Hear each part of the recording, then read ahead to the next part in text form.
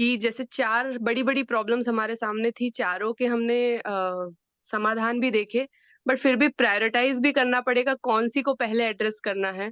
तो फिर से मैं एक बार स्टाफ वाली बात यहाँ पर ज़ोर देना चाहूँगी कि मैक्सिमम हॉस्पिटल्स के अगर आप रिव्यूज़ देखेंगे, तो अगर उसमें नेगेटिव रिव्यूज़ है तो ज़्यादातर स्टाफ बिहेवियर या सर्विसेज़ को लेके होंगे और पॉजिटिव भी ज़्यादातर उसी चीज़ के लिए होंगे।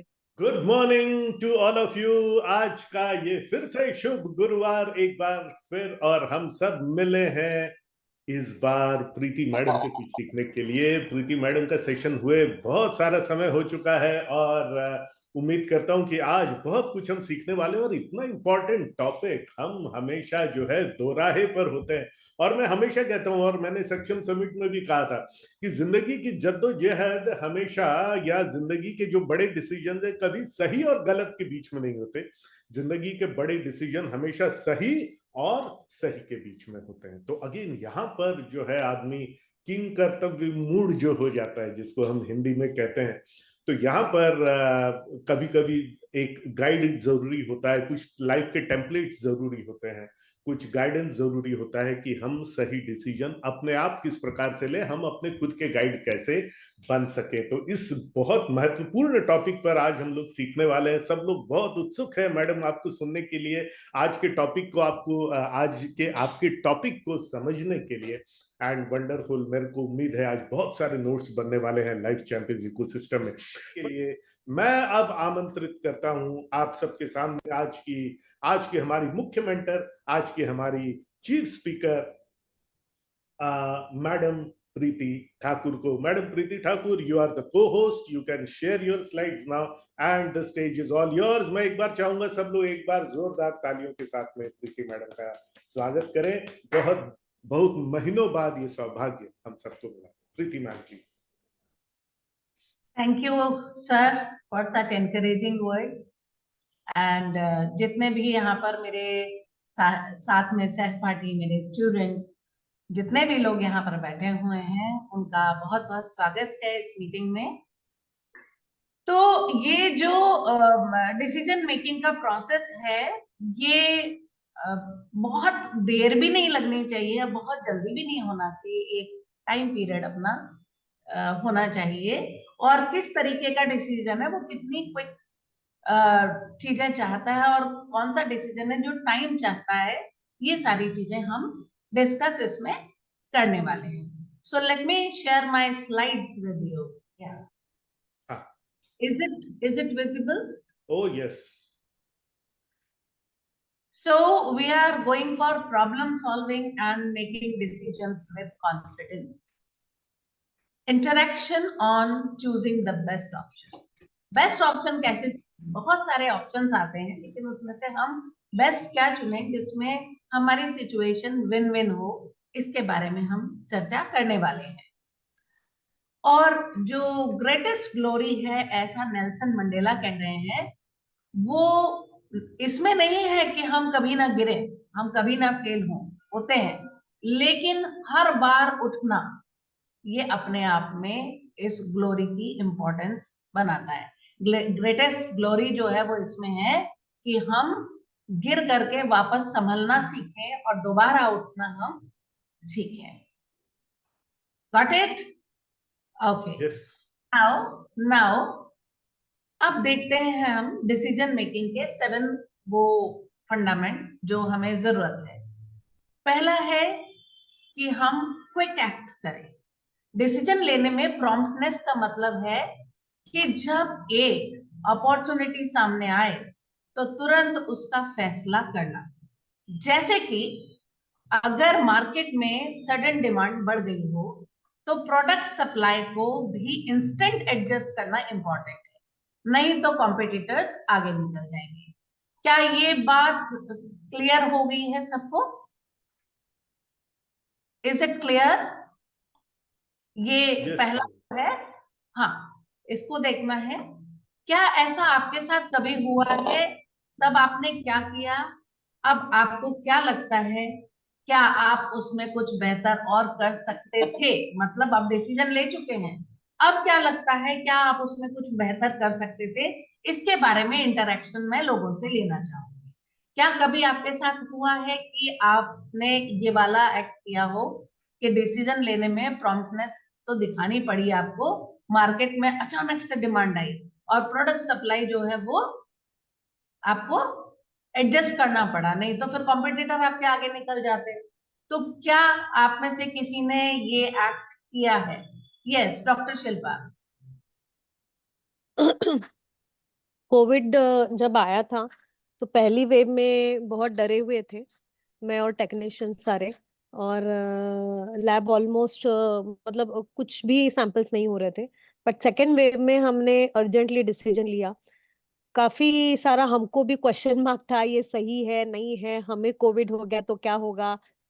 कुछ भी नहीं, it was almost from the blind. But हुआ ऐसे कि स्ट्रेटेजी शीट मीटिंग हुई थी, उसमें अपॉर्चुनिटीज और थ्रेट ये सामने आए जब, तो थ्रेट में हमने लिखा था कि थ्रेट तो यही है कि कोविड के चक्कर में अपना लैब का प्रॉब्लम हो रहा है, और अपॉर्चुनिटी में लिखा कि कोविड-19 ही है।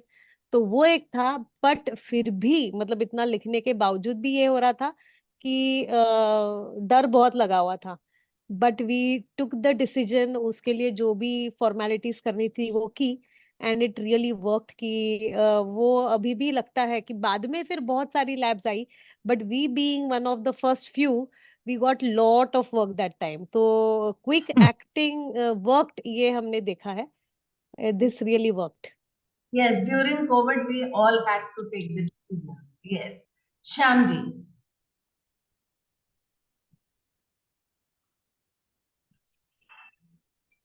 You're not audible, Shyamji. आपके पास नहीं आ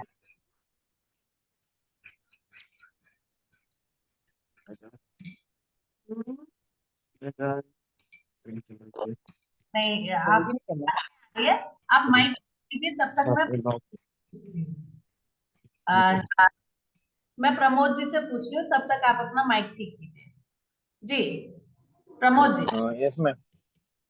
हाँ मैम, कोविड फर्स्ट वीक जैसे ही कोविड लगा उसके बाद अप्रैल में हुआ कि मैं अप्रैल की फर्स्ट से हॉस्पिटल में स्टे कर गया, और वहाँ पे मैं घर वालों को समझाया, और मैंने मेरे आपको भी समझाया, और मैंने पेशेंट जो है non Covid patient bill start कहाँ रखे है?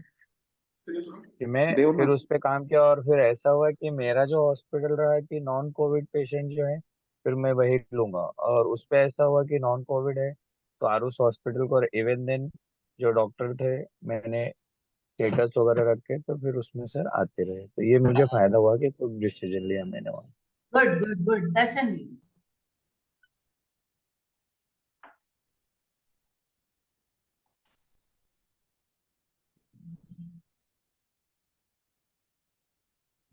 दर्शन जी अनम्यूट कीजिए।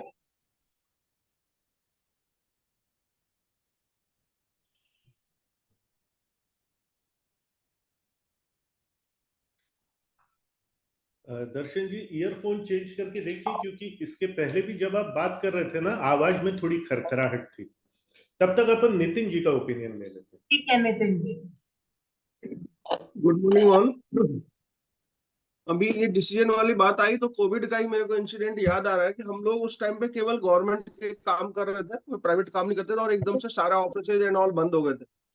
तो फिर एक अपॉर्चुनिटी मेरे पास आई कि सैनिटाइजेशन सर्विस कौन करे, और हम बिल्कुल नहीं करते थे ये सब, लेकिन इमीडिएट डिसीजन लिया और हमने कुछ मशीन्स, फॉगिंग मशीन्स परचेज की, और जो अपनी टीम मेरी लेबरर खाली बैठे थे उनको कुछ ट्रेनिंग दे के 2 दिन का, और वो फॉगिंग के इमीडिएट कॉन्ट्रैक्ट्स हमको मिल गए, और उस पीरियड में जो हम रेवेन्यू जनरेट कर पाए वो रेगुलर टाइम में भी नहीं कर पा रहे थे।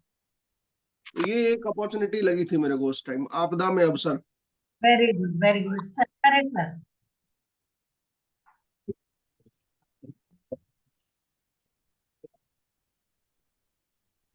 खरे सर के बाद में हम नेक्स्ट क्वेश्चन पे जाएंगे और फिर नेक्स्ट वाले में आप लोग पार्टिसिपेट और कीजिएगा।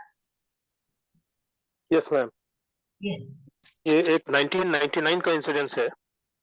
हमारी कंपनी में ऑर्डर्स की बुकिंग बहुत कम की गई थी पर्पसली, कुछ कारण थे ऐसे। तो उस समय ये प्रॉब्लम हो गई कि इतनी कम बुकिंग में और ओवरहेड सेम रहेंगे, will be losing hell of a lot. तो व्हाट टू डू। हम लोगों ने एक मीटिंग किया यूनियन के वर्कर्स भी थे साथ में, और ये डिसीजन लिया कि इमीडिएटली मींस इमीडिएटली सब खर्चे की कटौती करिए, उसके बाद आगे की सोचते हैं। तो खर्चे कटौती करने में जैसे जो ट्रैवलिंग रूल्स थे हम लोगों के, वो हम लोगों ने कट कर दिए।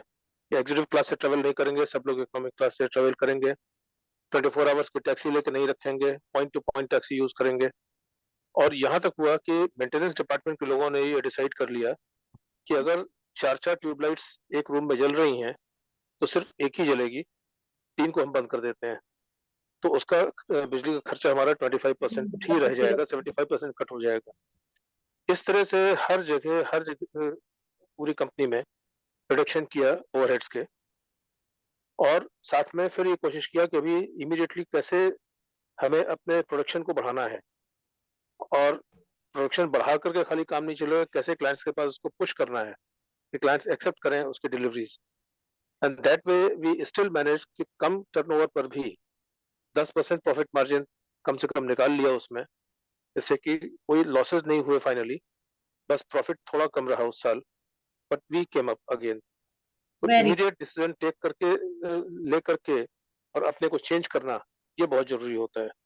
जी, हमें ये सोचना है आज की तारीख में, क्योंकि अब तक आपने शायद ना सोचा हो कि हम और क्या बेहतर कर सकते थे। इस चीज को आपको सोचना है, क्योंकि ये आगे के डिसीजंस लेने में आपको हेल्प करने वाला है, राइट। देन नेक्स्ट है जल्दी झटका। मतलब एक एग्जाम्पल के रूप में इमेजिन करिए कि एक टेक्नोलॉजी मार्केट में आई और कस्टमर्स उस पर स्विच ओवर कर रहे हैं। अगर आपने बिजनेस को उस टेक्नोलॉजी के साथ अलाइन नहीं किया तो कॉम्पिटिटर से आप पीछे रह जाओगे। आपको सबको पता है, सबने उस समय सोशल मीडिया मार्केटिंग को सीखा है। Everybody knows that. Social media marketing के अलावा क्या कोई और भी मुझे आइडिया दे सकते हैं कि आपने क्या किया? क्या आप एग्जाम्पल दे सकते हैं कि आपने अपनी जो कैपेबिलिटीज हैं उसको कैसे इम्प्रूव किया? दर्शन जी। मेरे को तो बहुत अपॉर्चुनिटी मिली थी मैडम, और मैंने हर समय उसका फायदा उठाया है। जैसे बहुत सर पहले आपका हेडफोन उतार के बात कीजिए तो थोड़ा क्लियर आवाज आएगी, शायद हेडफोन का ही प्रॉब्लम है।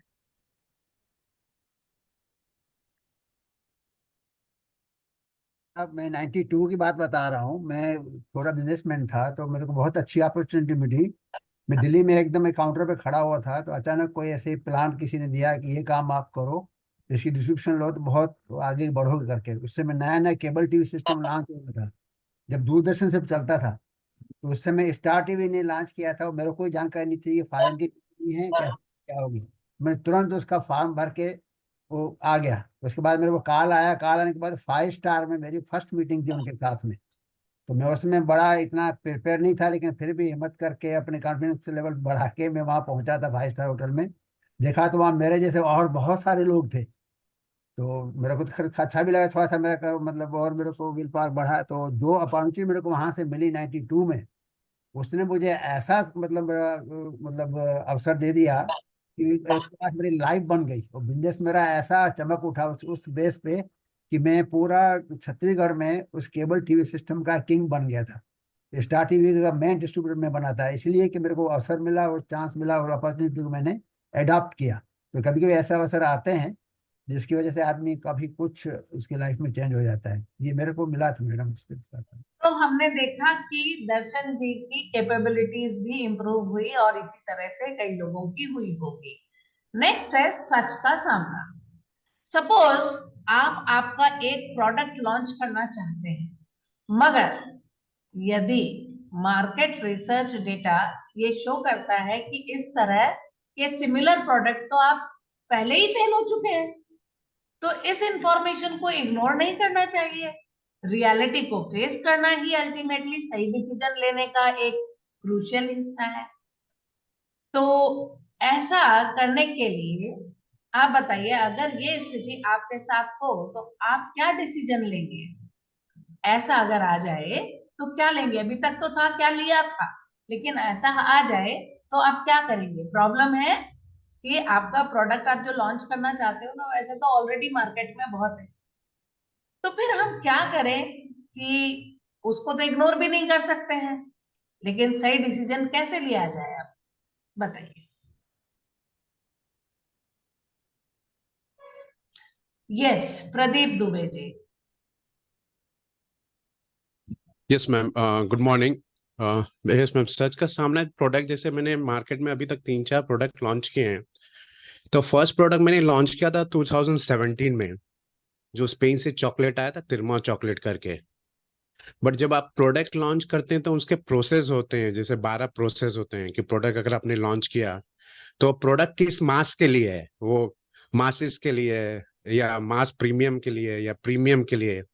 और प्रोडक्ट जब आप लॉन्च करते हो तो पायलट प्रोडक्ट आप लॉन्च करते हो अपने स्टेट में, अपना घर मजबूत करते हो। बट जब उस टाइम मैंने प्रोडक्ट लॉन्च किया तो ओनर ने बोला कि सब जगह फैला दो, तो हमने फैला दिया। और फिर मैन पावर नहीं दे पाए, कि कोई भी सामान आता है तो मैन पावर ज्यादा लगते हैं, जैसे प्रमोटर वो सब। तो इस प्रोसेस में 3 साल चलने के बाद बहुत चैलेंजेस आए ओनर से। बट उसके बाद मैंने यही सीखा कि कोई भी चीज है तो उसके हर एक चीज प्रोसेस होते हैं। जैसे आप प्रोडक्ट लॉन्च करते हैं तो उसके 12 कारण होते हैं कि वो प्रोडक्ट मास है, तो आप पहले देखो कि वो प्रोडक्ट का मास कौन है। ये मास है, मास प्रीमियम है, प्रीमियम है। वो पहले बम्बई में चल जाएगा, क्योंकि एक तेल जो बम्बई में चलता है वो साउथ में नहीं चलेगा। तो बहुत सारे जब आप प्रोडक्ट लॉन्च करते हो, जैसे मार्केटिंग सर हम लोग सिखाते हैं, मार्केटिंग होता है अलग, होता है सेल्स अलग होता है। तो कोई प्रोडक्ट लॉन्च होता है तो प्रमोटर्स लगते हैं, टेस्टिंग करानी पड़ती है, जो बहुत सारे लोग स्पेंड नहीं कर पाते हैं। तो ये जब दूसरा प्रोडक्ट मैंने लॉन्च किया तो ये सब प्रोसेस रख के मैं सक्सेस हुआ।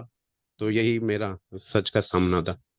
जी, और साथ में आगे क्या डिसीजंस लेंगे इसके बारे में भी सोचना है। इम्पोर्टेंट ये है कि आगे हम क्या डिसीजंस लेंगे, right?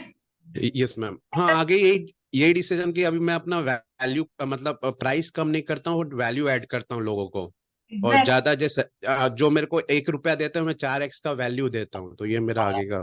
Okay okay, perfect perfect. So let us understand. अब हम ये समझते हैं कि एक रिस्क का खेल है, कोई भी स्टार्टअप चलाना एक रिस्क है, लेकिन नो रिस्क नो गेन। लेकिन ये रिस्क कैलकुलेटेड होना चाहिए। यदि आपने रिस्क को कैलकुलेट नहीं किया तो आप बहुत बड़े नुकसान में भी पड़ सकते हैं। तो कैलकुलेट जरूर कीजिए कि ये करने से ये हो सकता है, और अगर ये लॉस हो गया तो मैं इसको बियर कर सकता हूँ। ये सारी चीजें आपको सोचनी है। फॉर इंस्टेंस, एक नया मार्केट एक्सप्लोर करना रिस्की है। कभी भी कोई चीज नए मार्केट में जाए, पुराना आपने जो किया वो ठीक है, लेकिन एकदम नई चीज के लिए आप जब जाते हैं तो उसमें मार्केट को एक्सप्लोर करना पड़ता है कि कहाँ क्या चल रहा है, किस रेट पे चल रहा है, क्या इंटरेस्ट है, क्या प्रॉफिट का मार्जिन है। ये सब चीज आपको सोचनी है। लेकिन थॉरो रिसर्च और प्लानिंग के बाद ये रिस्क कम हो सकता है। यदि हम रिस्क लेते हैं, तो यदि हमारी एक प्लानिंग है अच्छी और हमने एक्सप्लोर किया है मार्केट को, हमने उसके सारे प्लस एंड माइनसेस को मेजर किया हुआ है, तो आपकी रिस्क कम हो सकती है, बिलीव। नेक्स्ट है टीम का तड़का। मतलब आपके पास एक टीम होती है, आप अकेले तो नहीं होते हैं काम करने के लिए। तो टीम के साथ कोलैबोरेशन और उनके सजेशंस को कंसीडर करना बहुत इंपॉर्टेंट है। आपने जो सोचा ठीक है, आपने सोचा, आपका क्या फर्क पड़ता है कि अगर हम 2-4 लोगों की और बात सुन ले, कर लेंगे अपनी मन की, लेकिन सुनना चाहिए। तो टीम के साथ कोलैबोरेशन और उनके सजेशन को कंसीडर करना बहुत इंपॉर्टेंट है। एक एग्जाम्पल के लिए, एक सक्सेसफुल प्रोडक्ट जो है वो लॉन्च करने के लिए मार्केटिंग, सेल्स और प्रोडक्ट डेवलपमेंट टीम्स का कोऑर्डिनेशन जरूरी है। ऐसा आप में से कितने लोग करते हैं? सिर्फ हैंड रेज करेंगे, मैं बोलने के लिए नहीं बोल रही हूँ। कितने लोग अपनी टीम के साथ में कोलैबोरेट करते हैं, टीम के साथ में डिस्कशन करते हैं कोई भी डिसीजन लेने से पहले? वाह, wonderful, so many people, so many people. Okay, hands down, hands down.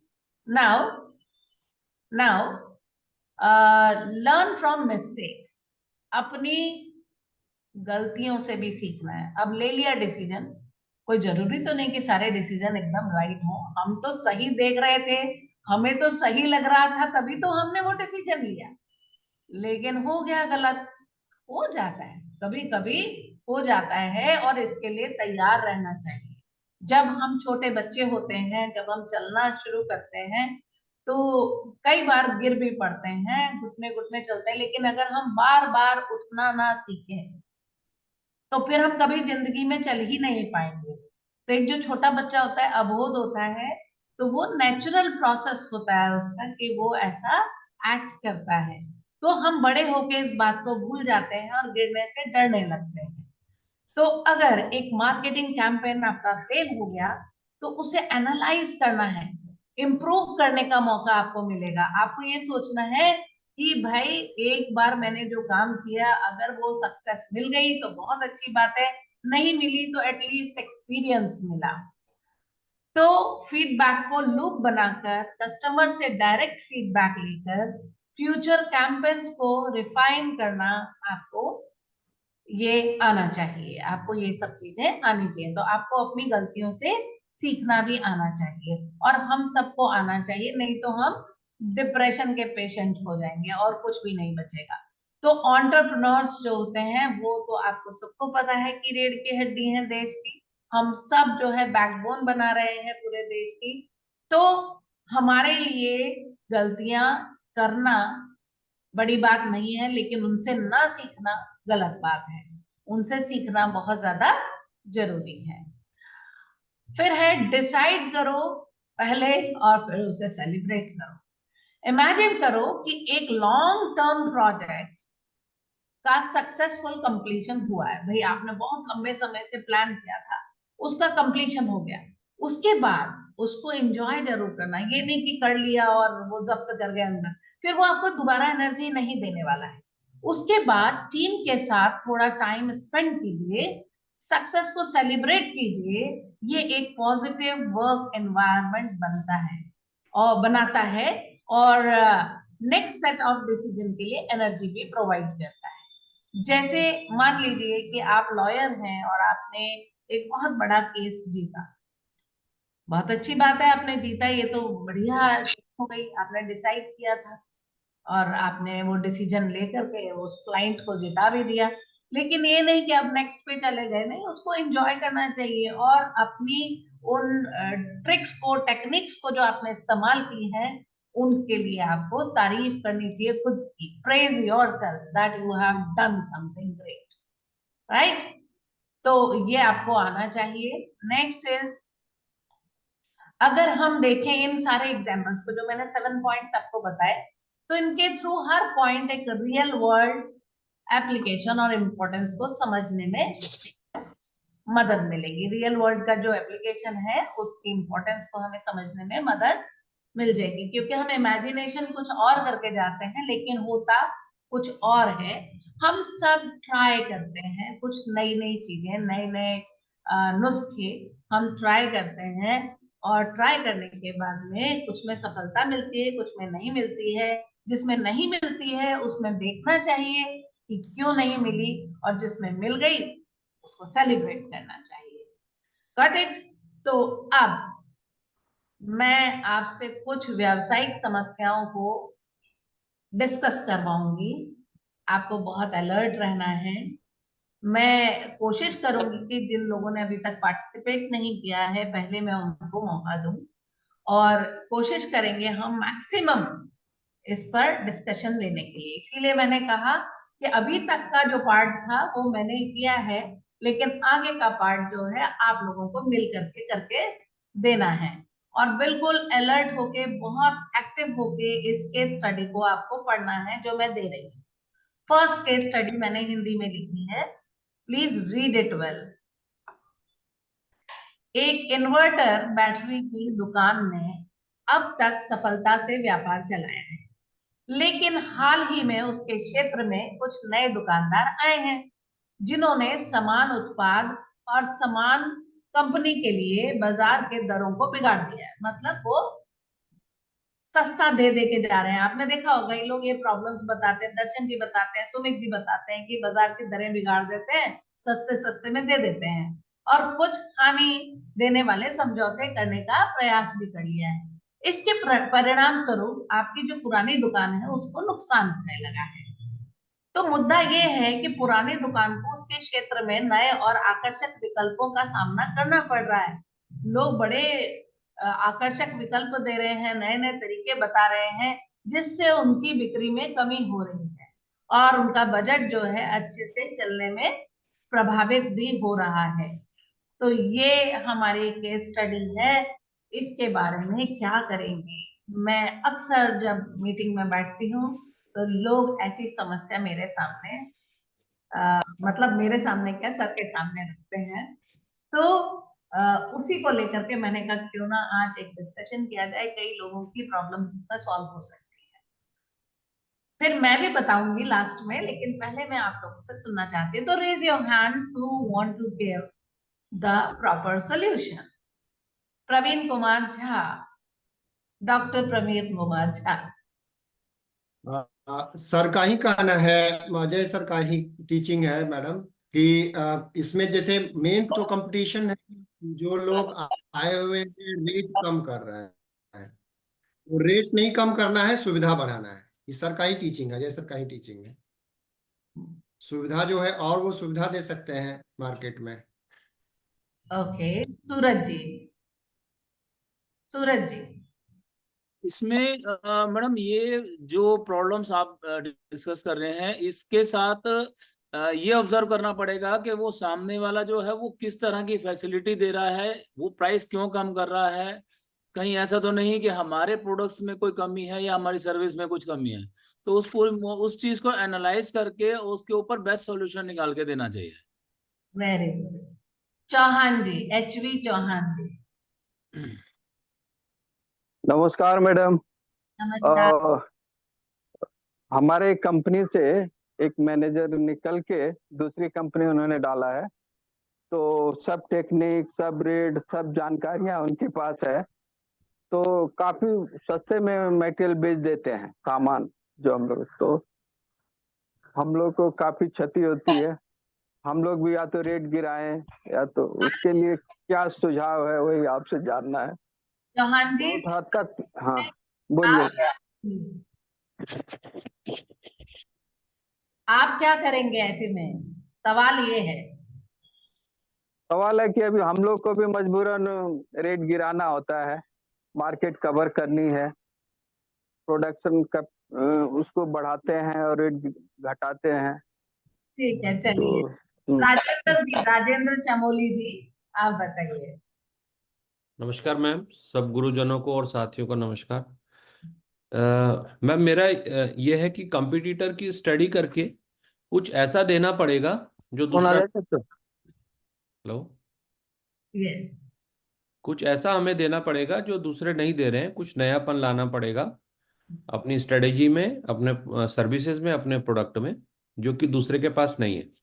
Very good. आप कहना चाहते हैं USP होना चाहिए, यूनिक, या कुछ नई चीज ऐड करनी पड़ेगी जो कि दूसरा नहीं दे पाएगा या नहीं दे रहा है। आपके अंदर कुछ यूनिक होना चाहिए। Yes. Exact. Okay, Satya Prakash Yadav ji, आप क्या कहेंगे? नमस्कार मैम।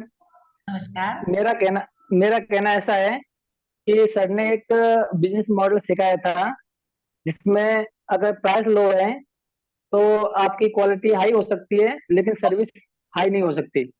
ठीक है, तो ऐसे ही जब दूसरा व्यक्ति उनके पास गया है, हमारे ग्राहकों के पास, और लो प्राइस लेके गया है, तो कुछ ना कुछ उसने सर्विस में लोचा करेगा, या सॉरी, अगर प्राइस लो है और उसकी क्वालिटी अच्छी है तो सीधी सी बात है वो सर्विस नहीं दे पाएगा।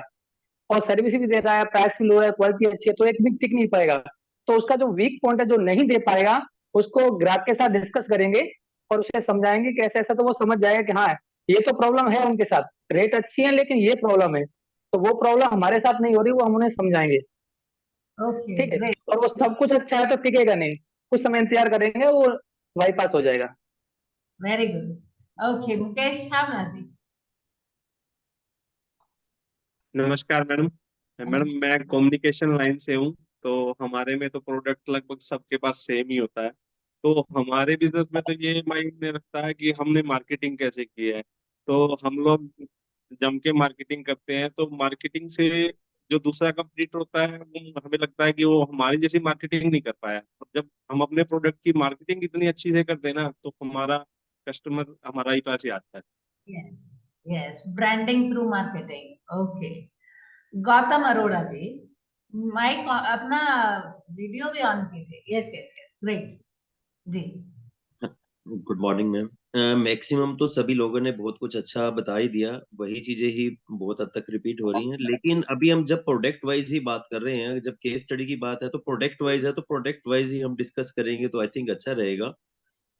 इन्वर्टर, इन्वर्टर के अंदर आज की डेट में जब टेक्नोलॉजी चेंज हो रही है, नाउ लोग जब इसकी बात कर रहे हैं तो इसके अंदर लेटेस्ट टेक्नोलॉजी क्या है? सोलर डेफिनेटली लेटेस्ट है। मैक्सिमम मार्केट में जो नए लोग आ रहे हैं उनको सोलर की इतनी नॉलेज नहीं है, अगर हम प्रोडक्ट वाइज ही बात कर रहे हैं। और उसके अंदर भी थोड़ी सी और पहले तो मुझे अपने एंड पे अपडेट करना होगा टेक्नोलॉजी वाइज, लिथियम बैटरी क्या है, ये प्रोडक्ट क्या है। अकॉर्डिंगली जब तक मैं खुद ट्रेंड नहीं होऊंगा तो मार्केट में जाके मैं क्या मार्केटिंग कर पाऊंगा, क्या कस्टमर को अवेयर कर पाऊंगा, सो दैट लेटेस्ट टेक्नोलॉजी क्या चल रही है मार्केट में उस प्रोडक्ट से रिलेटेड वेरी फर्स्ट अपनी नॉलेज उसमें गेन करनी है। आफ्टर दैट उसी को ही अपनी मजबूती बना के, उसको अपना हथियार बना के वही मार्केट में सेल आउट करना है। जब कस्टमर को बताऊंगा कि अगर आप इन्वर्टर से चार्ज कर रहे हैं, इलेक्ट्रिसिटी तो आपकी कंज्यूम हो रही है, बिल तो आपका आ रहा है, बट अगर आप सोलर में जाओगे तो आपकी कोई कॉस्ट भी नहीं लग रही, आप जीरो कॉस्ट में वही एनर्जी आप ले रहे हो और उसी को ही आप यूटिलाइज कर रहे हो। तो इस तरह से बहुत सारी चीजों को पूरी केस स्टडी में हम यूटिलाइज कर सकते हैं। वेरी नाइस वेरी नाइस, बहुत अलग सी बात इन्होंने एक ऐड करी। आप देखिए कि सोलर एनर्जी से लग तो रहा ही नहीं है आपका कुछ, आपको एनर्जी तो मिल रही है और आप खर्च भी कर रहे हैं, फ्री में हो रहा है काम। Very good very good. Okay, GS Pradeep. नमस्कार मैम। यहाँ पर आपने जो मुद्दा उठाया उसके हिसाब से एक शब्द लिखा है जिसमें लिखा है कि आकर्षक विकल्प। आकर्षक विकल्प से मैं ये अज्यूम कर रहा हूँ कि जो दूसरी जो भी कॉम्पिटिटर्स हैं they are also giving almost similar और एट पार प्रोडक्ट। तो ऐसी सिचुएशन में दो बातें होती हैं। एक तो ये कि मतलब आपको ये देखना है कि जो कॉस्ट पार्ट होता है, जो सेलिंग प्राइस है, उसके चार हिस्से हैं। पहला हिस्सा है मेटल कॉस्ट, दूसरा है operating expenses and third is the margin. तीन ही बेसिकली मेनली होते हैं। तो we are lacking somewhere if we are not able to deliver the product in that cost. Either our basic manufacturing cost or purchase cost is high, or our operating expenses not at par, मतलब वो ज्यादा हैं, तो जिसकी वजह से हमें margins को मेंटेन करने में या उन चीजों में दिक्कत आ रही है। तो mathematically we should start working on the constraint कि हमारे पास दिक्कत क्या है, उसको एनालाइज करें और उसके बाद if you want to lower the price and can lower the price, you do it. Otherwise you have to find out the alternative ways कि मतलब या तो मैं बिल्कुल एब्सोल्यूट कोई न्यू टेक्नोलॉजी या न्यू कॉन्सेप्ट लेके आ जाऊं जिसकी एक्सेप्टेबिलिटी भी मार्केट में हो, but that is a long running process. But in the current scenario आप एक साथ ऐसी कोई चीज नहीं ला सकते हैं। So you have to introspect and work on these two parts, basically cost and operating cost. तो अगर उनमें ही आप लोअर करके इस सिचुएशन में मार्केट में सस्टेन कर सकते हैं। If others are also at the उनकी सर्विसेज और प्रोडक्ट एट पार है, और कोई तरीका नहीं है उस सिचुएशन में। So nice. देखिए सबसे इम्पोर्टेंट बात इन्होंने जो बोली वो आप ध्यान दीजिए कि मैडम इसमें लिखा है समान उत्पाद समान कंपनी। तो यही अपने को शब्द शब्द पकड़ना है कि केस स्टडी क्या होती है। स्टडी उसको जब हम करते हैं केस को, तो उसकी छोटे छोटे से पॉइंट्स देखने होते हैं, एकदम बारीकी से उस चीज को देखना है। राइट, ठीक है, आपके केस में भी लगेगा वो, लेकिन अभी जिस केस को हम देख रहे हैं उसके छोटे छोटे से पॉइंट्स को नोट करना है कि ऐसा क्या हो रहा है। अरे सेम ही तो प्रोडक्ट है भाई, वो भी ल्यूमिनस का दे रहा है, मैं भी ल्यूमिनस का दे रहा हूँ, वो 20,000 में दे रहा है, मैं उसी को 21 में दे रहा हूँ, मैं क्या करूं। ये आपकी प्रॉब्लम है, इसको हमें डिस्कस करना है। Very good. Now Pradeep Dubey जी।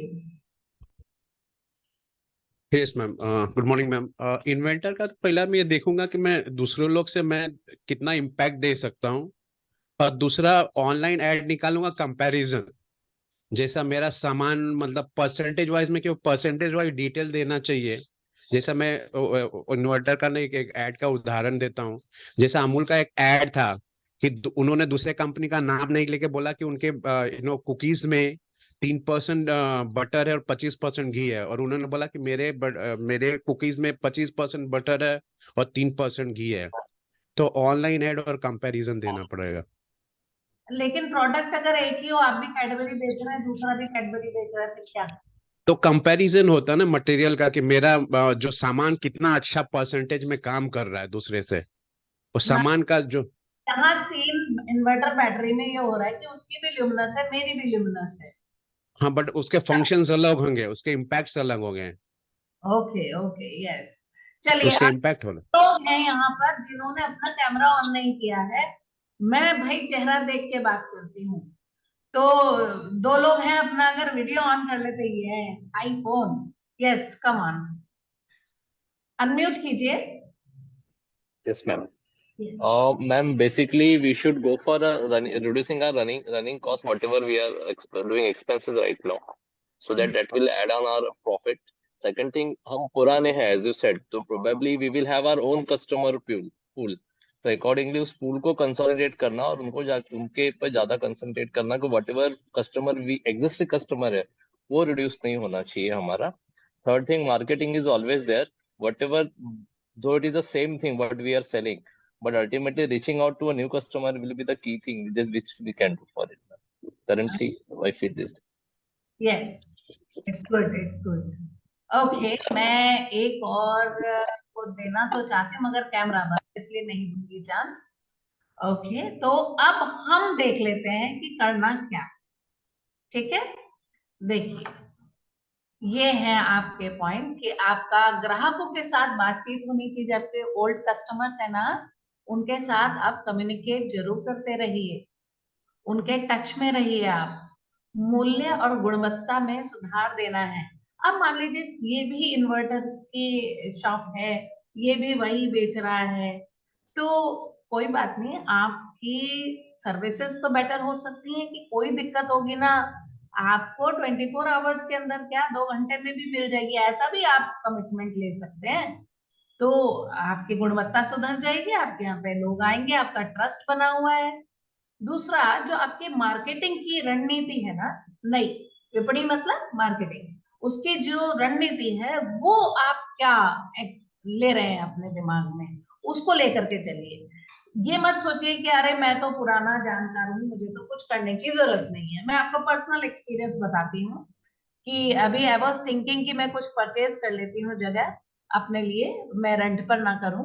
तो आई जस्ट वेंट देयर और वहां पे मैंने देखा कोई ड्राई क्लीनर थे।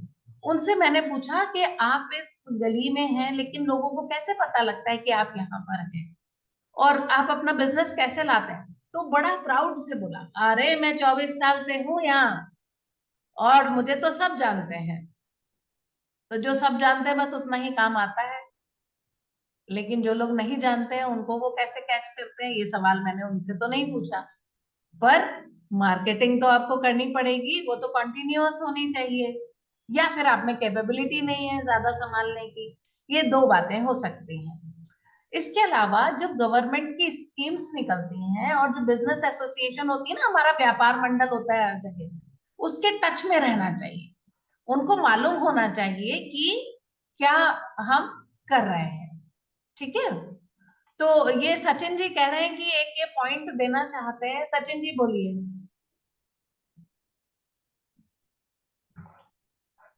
कोई एक नया पॉइंट देने के लिए सचिन जी ने मैसेज किया है मुझे। मैम, मैं सिर्फ एक नया पॉइंट ये देना चाह रहा था कि अगर हम कंपटीशन का और अपने का जब तक स्वॉट एनालिसिस नहीं करते हैं, हम अपनी स्ट्रेंथ वीकनेसेस अपॉर्चुनिटीज थ्रेट्स को एनालाइज नहीं करते हैं और कॉम्पिटिटर के बारे में पता नहीं करते हैं कि वो कैसे कर रहा है, क्या कर रहा है और कैसे कर पा रहा है, तब तक हम आगे की स्ट्रैटेजी फॉर्मुलाइज नहीं कर पाएंगे। ये सारे पॉइंट्स तब काम आएंगे जब हम कॉम्पिटिटिव एनालिसिस पहले कर पाए, कॉम्पिटिटर का एनालिसिस कर पाए। जी ठीक है, इस स्क्रीन का आप शॉट ले लीजिए एक, ताकि आपके पास में ये पॉइंट्स रहें आगे। तो इसका प्रचार और प्रसार होना चाहिए। आपके जो भी प्रोडक्ट्स हैं उनका निगरानी करिए और साथ साथ उन चीजों का अनुकरण करिए जो कि आपके बिजनेस में रिक्वायर्ड है। कभी कभी हम सोचते हैं मैं तो मोनोपोली है, मेरी मर्जी जो करूं, फिर जब दूसरा आ जाता है तो हालत खराब होने लगती है और वो प्रॉब्लम आती है जो हमने केस स्टडी में पढ़ा। तो चीजों को अनुकरण करना भी बहुत जरूरी है और उनकी समीक्षा करना भी जरूरी है, एनालिसिस करना भी बहुत ज्यादा जरूरी है। तो जो पुरानी वाली दुकानें हैं वो अपनी गुडविल जो गवर्नमेंट और बिजनेस एसोसिएशन से हैं उनके साथ में सहयोग लेकर के कुछ उपाय ले सकती हैं। उसमें बिजनेस एसोसिएशन में जब मीटिंग्स होती हैं तो उसमें डिसाइड कर लिया जाता है भाई इस प्राइस से नीचे नहीं जाएगा और ये मार्केट बिगाड़ने का काम ना हो। तो इस तरीके के कुछ प्रोग्राम्स होते हैं, उसको आप ज्वाइन कीजिए and then you can take the decisions. आप डिसीजंस उसमें ले सकते हैं। उत्पाद और सेवाओं में अंतर्निहित सुधार, आपके जो उत्पादन है और जो आपकी सेवाएं हैं उसमें इंटरनल बहुत सुधार कीजिए। अपनी टीम को इतना एक्सपर्ट कीजिए कि वही प्रोडक्ट है वही दूसरा भी बेच रहा है, लेकिन ऐसा क्या है कि ग्लोफास्ट के पास जाएंगे और XYZ के पास नहीं जाएंगे, ऐसा क्या है? क्यों इस वाली कंपनी के पास जाएंगे और इस वाली के पास नहीं जाएंगे? क्यों इस शॉपकीपर के पास जाएंगे इसके पास नहीं जाएंगे? इसमें व्यवहार के साथ साथ आपकी जो सेवाएं होती है ना, मालूम है अगर कोई भी दिक्कत होगी ना तो उन भैया को अगर हम फोन कर देंगे तो वो खुद ही, कई बार क्या होता है लोग कस्टमर केयर में डायरेक्ट बात करके नहीं बुला पाते हैं, तो आपके पास अगर ऐसी सेवा है कि आप कहेंगे अरे आप तो बस मुझे बता देना बिल नंबर, आप मुझे बता देना और मैं भेजता हूँ आपके पास में उस बंदे को। तो देखिए ये भी एक बहुत बड़ी सर्विस कहलाती है उन लोगों के लिए जो बहुत फ्रीक्वेंटली कस्टमर केयर में बात नहीं करते हैं, और अगर ना हो तो फिर वो उनको आइडियाज भी दें, चीजों को संभालें। तो ये जो सर्विसेज होती हैं ये आपकी आपकी इन चीजों को बेटर करती हैं। ओके, नेक्स्ट है सोशल मीडिया का उपयोग। ये तो आपको ऋषि जी ने खूब भर भर के सिखाया है कि सोशल मीडिया को आप कैसे अपना रखेंगे, मतलब जब ग्राहक ढूंढने आए ना, क्योंकि देखिए जो स्मार्ट ग्राहक होता है वो हमेशा ऑनलाइन ढूंढता है। तो जैसे ही उसने सर्च किया गूगल के एल्गोरिदम को पता लगा कि कोई सर्च कर रहा है नियर मी करके, तो आपका टॉप पे आ जाए, आपकी ऑर्गेनाइजेशन आपका जो भी शॉप है उसका एड्रेस ऊपर आए कि भाई यहीं पर सही मिलेगा। आपके रिव्यूज बहुत बढ़िया होने चाहिए, आपने कई लोगों से रिव्यूज लेके उसमें डलवाए हुए होने चाहिए, जो भी आपके कस्टमर है सेटिस्फाइड कस्टमर है उनके इंटरव्यूज होने चाहिए छोटे छोटे, जो आपने इंस्टाग्राम फेसबुक पर आप डालें। बहुत आसान काम है, एक बार यदि हम इसका एक बना लेते हैं मन बना लेते हैं तो ये होने लगता है। तो कई और भी नई नई रणनीतियां हैं जो आप अपनाएंगे, उसमें आप बहुत सारे प्रोग्राम कर सकते हैं। बहुत सारी चीजें हैं जो आप छोटे छोटे कैंप्स लगा के छोटे छोटे टाइम पीरियड के लिए आप डिस्काउंट ऑफर्स निकाल के काम कर सकते हैं।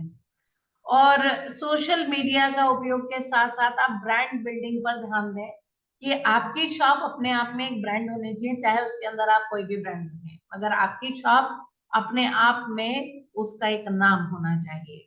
नए उत्पादों और सेवाओं के प्रमोशन की स्पर्धा में आपको अग्रणी रहना है। अग्रणी मतलब आपको फर्स्ट रहना है, जो भी नए उत्पाद हो रहे हैं या सेवाएं हो रही हैं, भाई ये वाली कंपनी का ये मॉडल आया है तो वो मॉडल आपके पास होना चाहिए। ये नहीं आप अरे हमारे पास तो अभी आया ही नहीं, अच्छा आया होगा मैंने तो ध्यान नहीं दिया कि कंपनी ने ये भी लॉन्च किया, ऐसा नहीं कहना है। तो ये भी आपको ठीक करना आना चाहिए और उनके जो प्रमोशंस हैं फटाफट उसको मीडिया पे डालना है, फटाफट लोगों को बताना है, उसके बोर्ड्स लगा करके उसको जल्दी से सजा देना है। क्या चीज नई है भाई, इन्वर्टर वाली बैटरी आई है तो ठीक है, इन्वर्टर के साथ साथ एसी अगर बेच रहे हैं तो एसी भी इन्वर्टर एसी है, तो उसमें क्या है, कितना पावर कंजम्पशन है, कितने पैसे हर महीने बचाइए। जो कंपनी ने भी ना निकाला हो ना वो आप निकाल के दे सकते हैं कि भाई इतने स्टार वाला है ये प्रोडक्ट और ये इतने स्टार वाला है, इसमें आप इतनी इतनी चीजें बचाइए, इतना लगाइए और इतना पाइए। मतलब इन्वेस्टमेंट बताना है कि भाई वैसे तो दूसरे प्रोडक्ट से सिर्फ 2,000 ज्यादा है, लेकिन इसकी लाइफ टाइम जो वैल्यू है वो आपको कितनी ज्यादा मिल रही है, हर महीने आप कितना बचा रहे हैं इस पर। तो ये भी आप कर सकते हैं। अभी मैंने देखा कि एक और कैमरा ऑन हुआ है, वो है विनोद शर्मा जी का, मैं इनके भी व्यूज लूंगी, और जिन्हें पार्टिसिपेट करना है पहले कैमरा ऑन करेंगे, then I will let you speak. Okay, Vinod ji. Yeah good morning ma'am. Good morning. मुझे कुछ ज्यादा नहीं कहना, मैं सब देख रहा हूँ, लेकिन मैं थोड़ा लेट ज्वाइन किया था, तो मुझे 7 नंबर पॉइंट पे ही आया था, डिसाइड करो सेलिब्रेट करो। एक बार फर्स्ट 6 पॉइंट और बता दे प्लीज। वो फर्स्ट 6 पॉइंट्स आपको रिकॉर्डिंग में मिल जाएंगे, जब आज हम करेंगे तो वो फर्स्ट 6 पॉइंट्स आपको मिल जाएंगे। थोड़ा सा लंबा हो जाएगा अगर बैक से मैंने किया तो, ठीक है। Okay, thank you thank you. आपको रिकॉर्डिंग मिल जाएगी। अजय सर से मेरी बात हो गई है, वो कह रहे थे जितनी जल्दी डाउनलोड होगा उतनी जल्दी में। Thank you ma'am, thank you. जी, तो ओके, नेक्स्ट है अब हम केस स्टडी 2 ले रहे हैं। फर्स्ट तो हमने ले लिया, आई होप इसमें मैक्सिमम पॉइंट्स हमने डिस्कस कर लिए हैं। अब केस स्टडी दूसरी ले रहे हैं, और इसमें जो लोग मेडिकल फील्ड से हैं, हॉस्पिटल्स हैं, वो थोड़ा सा अलर्ट हो जाए, ठीक है। चलिए, ये है, और इसको डिस्क्राइब करने के लिए हिंदी में मैं बुला रही हूँ doctor Parul. Are you there doctor Parul? Yes, ma'am. Yeah, please explain it in Hindi. Okay.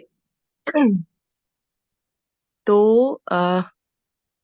a city hospital's management is grappling with several challenges that hinder its smooth operation. मतलब एक सिटी हॉस्पिटल का मैनेजमेंट टीम जो है उसको बहुत सारी परेशानियों का सामना करना पड़ रहा है, जिससे कि हॉस्पिटल सुचारू रूप से चल सके। तो am I audible properly? Yes, yes. Okay. So first, पहली प्रॉब्लम हमारी है फाइनेंशियल क्रंच, या बोल सकते हैं वित्तीय संकट। तो the hospital is facing financial difficulties impacting its services. मतलब हॉस्पिटल की आर्थिक तंगी की वजह से उसकी सेवाओं पे असर पड़ रहा है। बजट कंस्ट्रेंट्स, हाई डेब्ट्स, मतलब लिमिटेड सीमित बजट, और जो लोन लिए हुए हैं, बड़े ऋण लिए हुए हैं, उनकी वजह से, एंड मेडिकल एक्सपेंसेस जो है, जो खर्च लगते हैं अस्पताल को चलाने में, उन सब की वजह से प्रॉपरली ग्रो नहीं कर पा रहा है, इम्प्रूव नहीं हो पा रहा है। ये पहली प्रॉब्लम है। Second is employ related problems, या स्टाफ की समस्या बोल सकते हैं। तो स्टाफ शॉर्टेजेस, एजिंग एम्प्लॉयज, मतलब कर्मचारियों की कमी और कर्मचारियों की उम्र ज्यादा होना, एंड इनएडिक्वेट ट्रेनिंग, सही तरीके से प्रॉपर ट्रेनिंग ना होना, post challenges in delivering high quality services. तो इन सब प्रॉब्लम्स की वजह से उच्च गुणवत्ता वाली सेवाएं ये अस्पताल नहीं दे पा रहा है। The hospital struggles to provide excellent services due to a lack of well trained personnel. तो हॉस्पिटल का संघर्ष ये है कि एक्सीलेंट सर्विसेज नहीं दे पा रहा है, वेल ट्रेन्ड स्टाफ ना होने की वजह से। तो अब तीसरा पॉइंट है टेक्निकल इश्यूज, या तकनीकी समस्याएं।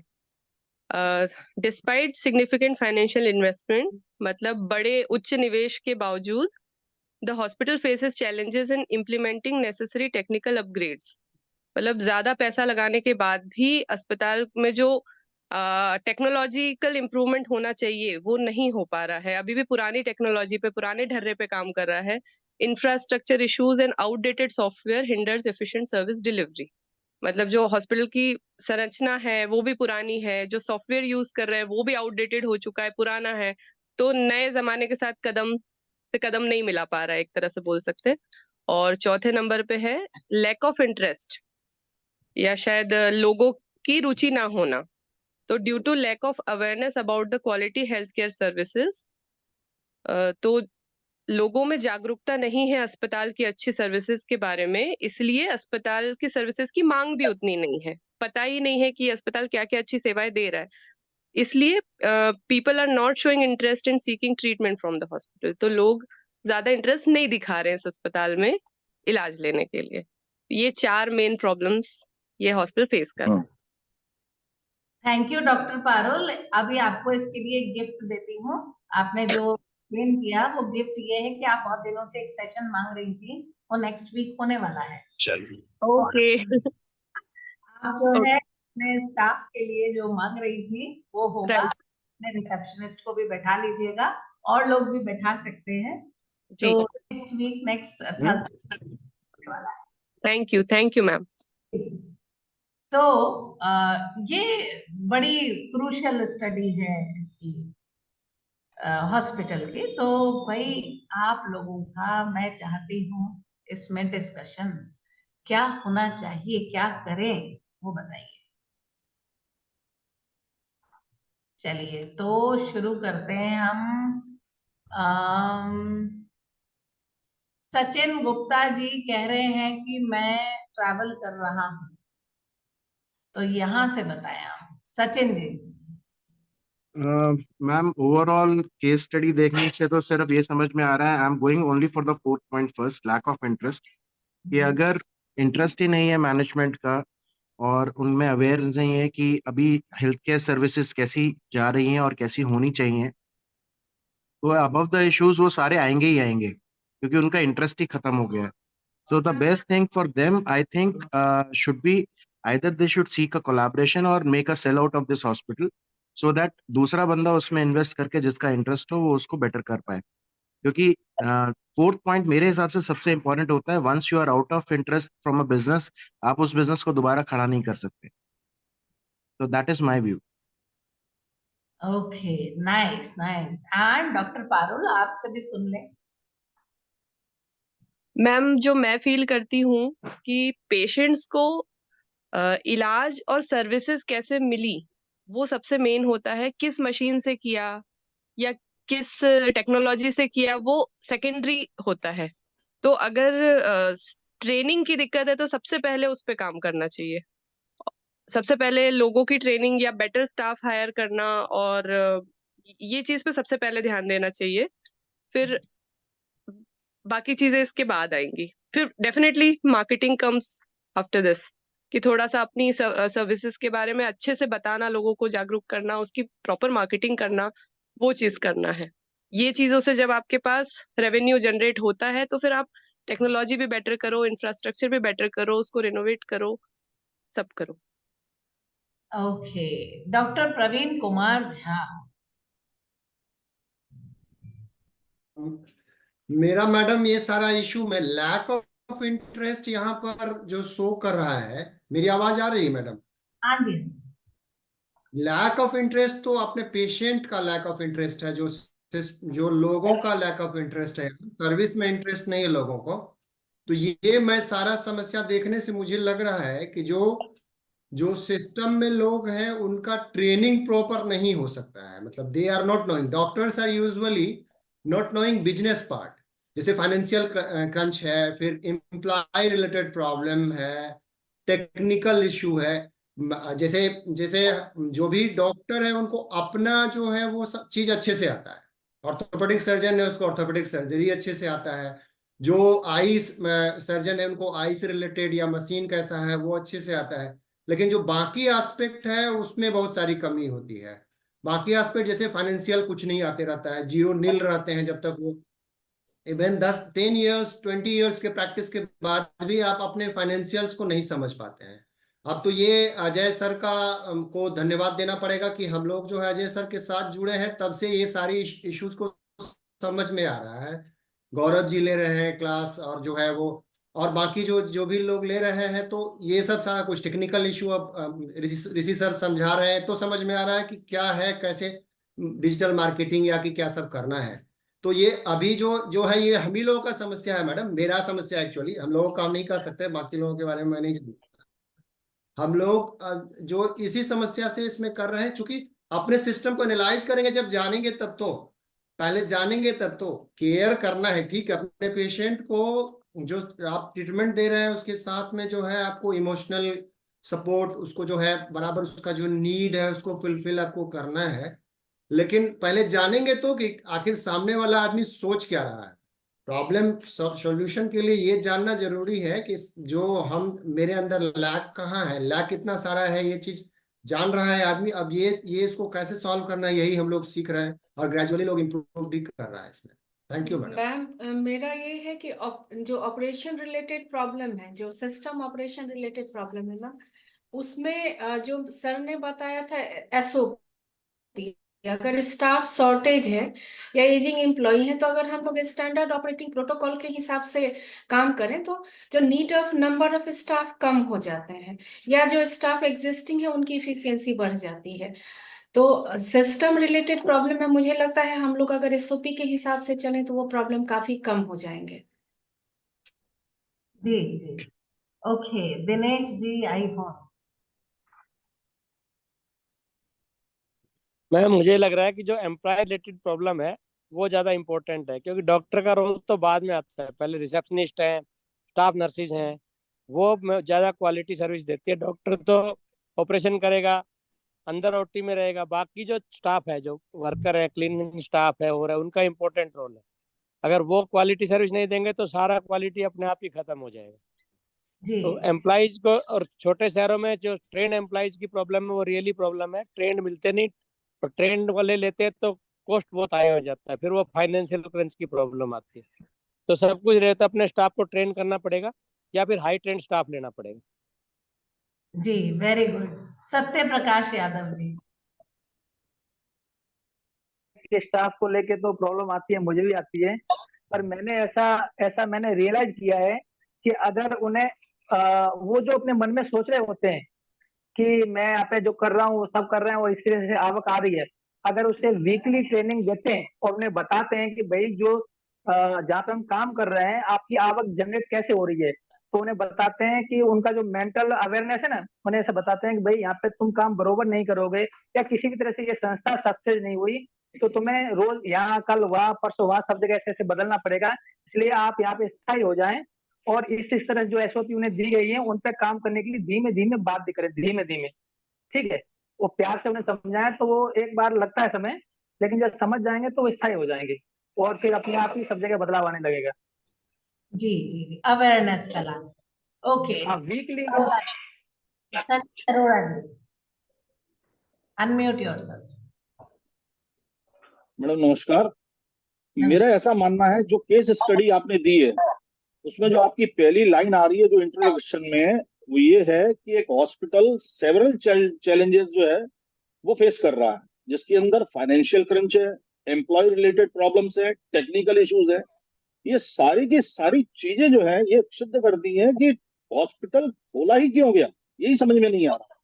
अगर इतनी सारे इश्यूज है तो मैनेजमेंट ने जो उसको, जिसने इसको भी लॉन्च किया, वो क्या थीम रख के किया। आखिरकार उसके पीछे एक थीम होती है कि भाई मेरे को ऐसे करना है, इतने डॉक्टर्स होंगे मेरे पास, इतनी नर्सेज होंगी मेरे पास, ये मशीन होगी, ये फाइनेंस है मेरे पास, मेरे को इतना बोरो करना है, और ये मतलब टोटल मिला के एरिया वाइज मेरे पास कितने पेशेंट्स होंगे, ये सारी चीज पहले से देखी जाती है। इसके बाद अगर उसको प्रॉब्लम आ रही है तो इसका मतलब ये है कि उसने एक लॉन्च करके बस एक जैसे एक दुकान रख दी और उसके बाद उसको चलाया ही नहीं, प्रॉपर वे में उसका मैनेजमेंट नहीं किया, और उसको उसने एडवर्टाइजमेंट भी जो करने थे, जो सोशल मीडिया में आना था या जो उसको सर्विसेज देना थी, वो सब नहीं थी। दूसरी चीज जो हम महसूस करते हैं कि इसके अंदर कस्टमर या पेशेंट जो अपन कहेंगे उसमें टचिंग पॉइंट्स की बड़ी कमी है। कोई भी किसी प्रकार के मतलब कस्टमर कैसे आ रहा है, उसको अंदर एंट्री पे कैसे उसकी मिल रही है, उसको सर्विस कैसे मिल रही है, उसको आफ्टर मतलब कोई प्रॉब्लम्स आ रही हैं तो वो कैसे हैंडल हो रही हैं, वो सब चीजों पर किसी पर भी कोई वर्क नहीं दिख रहा है इस टोटल प्रॉब्लम में जो मैंने देख पा रहा हूँ। हाँ, बिल्कुल ऐसा लग रहा है कि गन्ने के रस में से सारा रस निकल चुका है, फिर भी उसको पीसा जा रहा है। ओके जी जी जी जी, सुमित जी आप बताएं। Good morning ma'am. Yes, ma'am देखिए, चीजें ये लग रही कि ये चीजें सबके साथ होती हैं, तो रीजन क्या है, आज आपने ब्रांडिंग भी कर दी, सब चीजें कर दी, आपके पास अच्छी मशीनें भी हैं पर कस्टमर नहीं है तो उसका फायदा नहीं है। मेन अपने को सबसे पहले कस्टमर लेके आना पड़ेगा। कस्टमर को किस तरह से लेके आ सकते हैं, उसको सर्विस कैसे अच्छी दे सकते हैं, और ज्यादा ज्यादा कस्टमर आएगा तो ये सब चीजें हम मेंटेन कर लेंगे, सब चीजें हो जाएंगी, कस्टमर हमारे पास होगा। तो हमें सबसे पहले अपने कस्टमर को सेटिस्फाई करना है, वो और अपने रिलेशन से मतलब उसके रेफरेंस कॉल से बंदा हमारे पास और पहुंचे। मेन हमें कस्टमर फोकस करना है, हमें कस्टमर ज्यादा ज्यादा लेके आ सके, ये चीज है मैम। ठीक है ठीक है ठीक है। सारे मेंटर्स भी थोड़ा सा रेडी रहेंगे, मैं आप लोगों को भी काम देने वाली हूँ अभी। इसमें बहुत सारे लोगों की समस्याएं छुपी हुई हैं, तो they are doing. Sumit ji, आप कुछ और बोलना चाहते हैं? जी, तो सुमित जी, आपका जो पहले वाला केस स्टडी था, आप हाँ शायद जी थोड़ा ज्वाइन हुए थे, मगर उसमें बहुत कुछ आपका भी मैटर था, जो आप वीडियो रिकॉर्डिंग देखेंगे तो आपको आइडिया हो जाएगा। हाँ मैडम, तो वहां पर उसमें मेरी समस्या ये थी कि जैसे मान लो आपने सब चीज बताई थी कि पर रीजन क्या है, जैसे मान लो हमारा एक यूनिट बड़ा है, एक छोटा यूनिट वाला बंदा है, उसके पास एक्सपेंसेस कम होते हैं, हमारे पास एक्सपेंसेस ज्यादा हैं। अब कस्टमर मार्केट में आज की डेट में क्या पोजीशन है कि कस्टमर चाहता है, दुकानदार ये चाहता है कि उसको प्रॉफिट ज्यादा मिले। अब वो हमारे प्रोडक्ट पे मान लो एक प्रोडक्ट बेच के 1,000 रुपये कमाता है, दूसरा लोकल प्रोडक्ट बेच के उसमें 3,000 रुपये कमाता है, तो उसका ध्यान उधर पे रहता है कि उसको ही बेचूं मैं, जिसमें मेरे को ज्यादा प्रॉफिट आ रहा है। चाहे उस प्रोडक्ट में कंप्लेंट्स भी है, पर फिर भी उसको बेचता है वो। हमारे प्रोडक्ट में मार्जिन कम हो जाता है, इसलिए ध्यान वो कम देता है, वो फिर हमें उसको पीछे हटना पड़ता है। सुमित जी, डिमांड और सप्लाई का हाँ रूल आपने सुना ही होगा ना, और प्रोडक्शन हाँ जी मैम। आप जानते होंगे, जब हमारा प्रोडक्शन और कंपनीज के मुकाबले कम होता है ना, तो हमारा प्रॉफिट हाँ जी मार्जिन अपने आप ही वैसे भी नीचे आ जाता है। ऐसा भी होता है। तो मान लीजिए जैसे आप अपने कंपनी में 2,000 5,000 पीस एक बार में बनाते होंगे, दूसरी कंपनी वही चीज लाखों में बनाती है, तो उसका जो मार्जिन है वो अपने आप बन जाता है। तो ये आपको स्ट्रगल जो है करना पड़ेगा, और इसको आप सिर्फ ब्रांडिंग करके ही जीत पाएंगे। ब्रांडिंग आपको करनी ही पड़ेगी, एडवर्टाइजिंग पे आपको लगाना ही पड़ेगा। एडवर्टाइजिंग भी अव्वल दर्जे की, बिल्कुल जैसे फिल्म थिएटर में चलता है ना, उस हाँ जी हाँ तरीके। जी मैंने आपको बताया भी था एक बार फोन पर कि आप उसको प्रेशर से पंप कैसे तेजी से फेंक रहा है पानी, बगल में और किर्लोस्कर का पंप है वो कैसे फेंक रहा है, और आप उसको देखिए, इसकी रेट और इसकी रेट में अंतर देखिए, तो कस्टमर अपने आप जाके दुकानदार से वही मांगेगा, चाहे वो कितना भी मना करे। राइट? तो बिल्कुल। हाँ, you will have to work for that.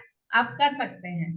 Okay, चलिए, थैंक यू। एनीवेज, अभी मैं मेरे ख्याल में मैक्सिमम लोगों ने बोल लिया है। कोई और है जिसको बोलना है? हाँ, दर्शन जी।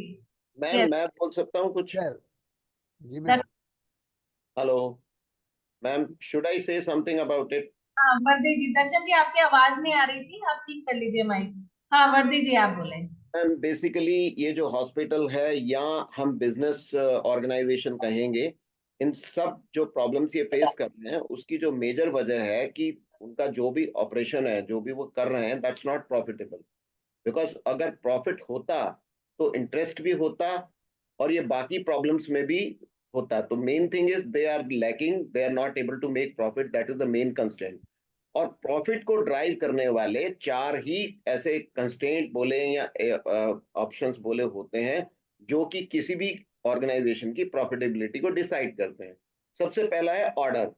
मतलब एक कारण ये हो सकता है कि उनके पास ऑर्डर ही नहीं है, they are not able to, मतलब कस्टमर्स को अपनी तरफ अट्रैक्ट नहीं कर पा रहे। तो certainly they have to work on to that, and their marketing activity has to take place in that direction कि उनके पास ऑर्डर आए। दूसरा है मटेरियल्स। अब मटेरियल्स तो ऐसा हो नहीं सकता कि मार्केट में कमी हो, but maybe their choice of right material is not there, तो they have to work on to that कि क्या उनका मेटेरियल सही प्राइस और सही क्वालिटी में आ रहा है, ताकि उनकी प्रॉफिटेबिलिटी बन सके। और they are over spending on something, या उसमें पिल्फर हो रहा है, या करप्शन उसके अंदर टेक आ गई है। So second is the material, and third ma'am comes the capacity. Now this capacity take cares of all kind of 7 जो पिलर्स हैं, जो 7 घोड़े हैं। जब तक वो सारे के सारे अलाइन नहीं होते हैं सिस्टम में, तब तक आप कैपेसिटी को मेंटेन ही नहीं कर सकते। All those business automation processes जो सर ने पढ़ाई हैं, टीच करी गई हैं, जब तक आप उनको यूज नहीं करेंगे, you can not work on that capacity. और अगर उनको भी नहीं लिया साथ में, तो बात खत्म। And the fourth thing is the cash. अब यहाँ ये सब भी अगर है, तो कैश की शॉर्टेज भी सम टाइम, कुछ पीरियड के लिए इस चीज को अनप्रॉफिटेबल बना सकती है। तो we have to work on कि कहां पर, यहाँ may be some little cash infusement can possibly turn the thing, but for that, first 3 condition has to be fulfilled. If that is not there, nothing will work. So main thing is कि it has to be taken into holistic approach, और profit की तरफ focus करके एक एक चीज को analyse करके करेंगे, तो ये सारी प्रॉब्लम्स अपने आप सॉर्ट आउट होती चली जाएंगी। That is what I want to say. जी जी, very good. And Prabhat Singh ji. Unmute yourself. हाँ, नमस्कार मैडम। मेरा अपना ओपिनियन ये है कि हमें सबसे पहले अपने HR यानी एम्प्लॉय रिलेटेड प्रॉब्लम को सॉल्व करना चाहिए, उनको प्रॉपरली ट्रेन करना चाहिए। फिर ये देखना चाहिए कि हमारे पेशेंट का इंटरेस्ट किस दिशा में, उस दिशा में हमें अपनी सर्विसेज को बढ़ाना चाहिए। फिर तीसरा, धीरे धीरे करके अपने जो भी टेक्निकल इश्यूज हैं उस पर फोकस करना चाहिए। जब ये हम 3 समस्या हल कर लेंगे तो डेफिनेटली हमारी फाइनेंशियल क्रंच दूर हो जाएगी। ये मेरा अपना ओपिनियन। जी जी जी। तो मैं आपको कुछ आइडियाज जो मेरे दिमाग में आए वो मैंने लिखा है, और I request Rishi ji to solutions. Rishi ji. Ma'am मैं एक बात कहना, मैम मैम हाँ, कौन हेलो है? मैम, मैं सत्य कौन? प्रकाश मैम। मुझे पता लग रहा। हाँ, मैं बताइए। एक जो GS विद्या सर ने बोला है उनके काउंटर में एक बात मैं कहना चाहता हूँ। वो ये है कि कभी भी ये ऑर्गेनाइजेशन होती है, जो व्यापार मंडल होते हैं या व्यापारिक कोई भी वो संस्था होती है, उनमें बेनिफिट का जो कॉन्सेप्ट बाद में आता है। पहले सेवा का कॉन्सेप्ट आता है, बाद में लाभ का कॉन्सेप्ट आता है। लाभ निकाला जाता है ढूंढ के। ओके। तो जो इन्होंने प्रॉफिट को लेके बात कही थी, प्रॉफिट का बाद में आता है, पहले होता है सेवा सर्विस, और प्रॉफिट तो बाद में ढूंढ के निकाली जाती है। जी। 2 लोग और हाथ रेज कर रहे हैं, दैट इज अमित अशोक काशिद जी। आप थोड़ा ध्यान रखें, जिनका वीडियो कैमरा बंद है उनको तो नहीं बोलने दे रही हूँ मैं। प्रभात जी एंड दिनेश जी, अगर आप ऑन करेंगे तो बोलने दूंगी। Yes, Amit Ashok Kashid ji. Good morning madam. अभी जो आपने जो सिनेरियो जो बोला है, जो सिटी हॉस्पिटल का, सर ने बोले थे कि उसने हॉस्पिटल ही क्यों खोला है। मुझे लगता है कि वो डॉक्टर है जो अपने लेवल पे बहुत अच्छी तरह से प्रामाणिक स्तर पे काम कर रहा है और इस इम्प्रूव कर रहा है, लेकिन उसमें बहुत कुछ कमियां है। उसके लिए उसने कुछ ना कुछ फाइनेंशियल यानी लोन वगैरह लेके सब कुछ सब किया है, लेकिन ये जो कुछ अभी जो फेसिंग कर रहा है, जो 7 हॉर्सेस के जो कमी है उसके वजह से हो रहा है। तो हॉस्पिटल में तो इन्वेस्टमेंट ऑलरेडी उसने किया है, लेकिन वो प्रॉपरली नहीं हो गया है। जो बेसिक इंफ्रास्ट्रक्चर है उसके ऊपर ही ज्यादा उन्होंने कंसंट्रेट किया है, लेकिन सभी काम अपने आप ही करना ये सबसे बड़ी दिक्कत है। उसके वजह से ना वो मार्केटिंग के लेवल पे जा रहा है, ना वो एडवर्टाइज के लेवल पे जा रहा है। तो उसके वजह से उनके फाइनेंशियल जो कनेक्टिविटी है, वो कनेक्टिविटी पीपल के साथ जो कनेक्टिविटी है वो कनेक्टिविटी ही बन नहीं रही है। तो उसके वजह से इनकी कैपेसिटी बहुत कुछ है, वो बहुत कुछ ट्रीट कर सकते हैं, वो बाकी लोगों से अच्छे ट्रीट कर सकते हैं, लेकिन वो अवेयरनेस के वजह से लोगों तक उन्होंने अपनी सर्विस पहुंचा ही नहीं है। दूसरी चीज ये है कि स्टाफ का शॉर्टेज है, एजिंग एम्प्लॉयज है, इनएडुकेट ट्रेनिंग स्टाफ है, यह हर हॉस्पिटल की समस्या है ही है।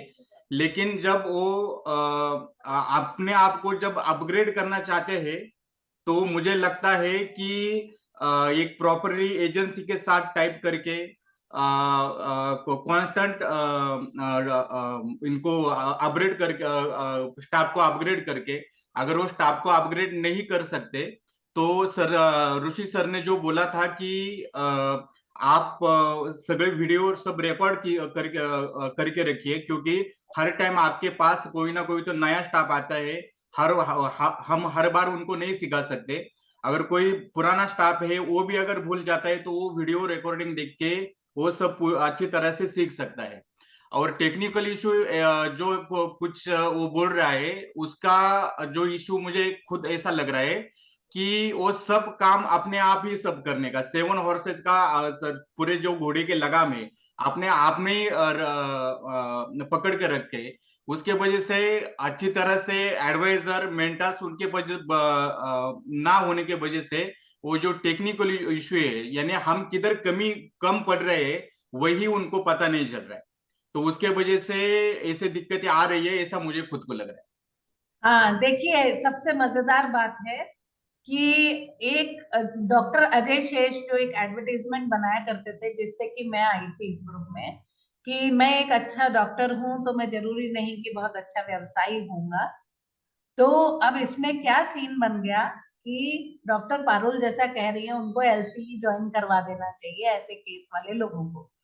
ठीक है, तो बिल्कुल सही बात है, और इसीलिए हम एलसीई में बैठे हुए हैं कि इस केस स्टडी के माध्यम से जो छोटी छोटी सी प्रॉब्लम्स है, कुछ लोग बोल पाते हैं कुछ नहीं, तो इसको भी हम डिस्कस कर लें। तो दीपक गुरनानी जी भी बोलना चाहते हैं, इन्होंने कैमरा ऑन कर लिया है, तो लेट्स स्टार्ट। यस मैम, ये जो हॉस्पिटल का सारा चैप्टर ये चल रहा है, इसमें सबसे बड़ी बात मैं ये कहना चाहूंगा कि जो जैसे हॉस्पिटल्स हैं, जैसे लोग बोलते हैं कि डॉक्टर आजकल जो है वो पहले जैसे नहीं रहे हैं, उनका पेशा जो है सेवा का कम और कमाने का ज्यादा रह गया है। तो ये बात हम महसूस करते हैं। आज कानपुर शहर के अंदर आप विश्वास करिए, अगर हमारे यहाँ कोई बीमार पड़ता है तो हमको चक्कर आ जाता है कि कौन से अस्पताल में जाएं। हम किसी भी अस्पताल में करते हैं, इतने सारे अस्पताल कानपुर में है, लेकिन एक भी मेरी लिस्ट में नहीं है कि मैं इसमें जाऊं और मेरे को एक सही ट्रीटमेंट मिलेगा। छोटी छोटी चीजों के लिए बड़े बड़े बिल बनाना और फालतू के टेस्ट लिखना, फालतू की दवाइयाँ लिखना और सिर्फ कमीशन। तो इस पे मेरे ख्याल से पहले फोकस करना पड़ेगा कि भावना क्या है अस्पताल खोलने की। अस्पताल खोलने की भावना हमेशा सेवा करना होना चाहिए। पब्लिक बहुत है, बीमार भी पड़ती है, तो पब्लिक ना आए इसका तो कोई मतलब नहीं है। दूसरी बात, आपके एम्प्लॉय वेल ट्रेंड होने चाहिए सेवा के मैटर में। जैसे क्या होता है कि किसी से कुछ नहीं, कोई पेशेंट अगर कोई बीमार आता है, कोई परेशान होता है, तभी अस्पताल जाता है, और वहां जाके उसकी अगर परेशानी बढ़ जाती है किसी के व्यवहार से या बात से, या उसको लगता है कि ये टेस्ट 600 रुपए का होना चाहिए, ये 1600 रुपए का बता रहे हैं, तो पहले से ही वो परेशान है। तो इन सब चीजों पे फोकस करना कि क्या किसकी राइट कॉस्ट हो सकती है। मेरा कहने का मतलब ये है कि जैसे अगर हम लोग बैंक को देखें, तो बैंक क्या होता है कि वो 1%, आधा परसेंट और 1.5% पे काम करता है, लेकिन उसके पास में व्यापार बहुत बड़ा होता है, तो उसकी बैलेंस शीट बहुत अच्छी होती है। अब हम सोचें कि ठीक है कोई भी आएगा तो हम उसको छिलाई, हमारी भाषा में छिलाई बोलते हैं उसको, कि हम उससे ज्यादा कमा लेंगे। तो इसमें क्या होता है, जब वो बाहर इलाज करा के बाहर निकलता है, वो कभी भी आपकी वर्ड ऑफ माउथ से वो उसकी पब्लिसिटी नहीं करेगा, वो कहेगा उसको मजा नहीं। लेकिन अगर उसको अच्छा फील होगा, अच्छा महसूस होगा, तो अपने आप जाकर के समाज में उसकी बात करेगा। हॉस्पिटल है, स्कूल है और ऐसे इंस्टीट्यूट है, ये वर्ड ऑफ माउथ से ही चलते हैं।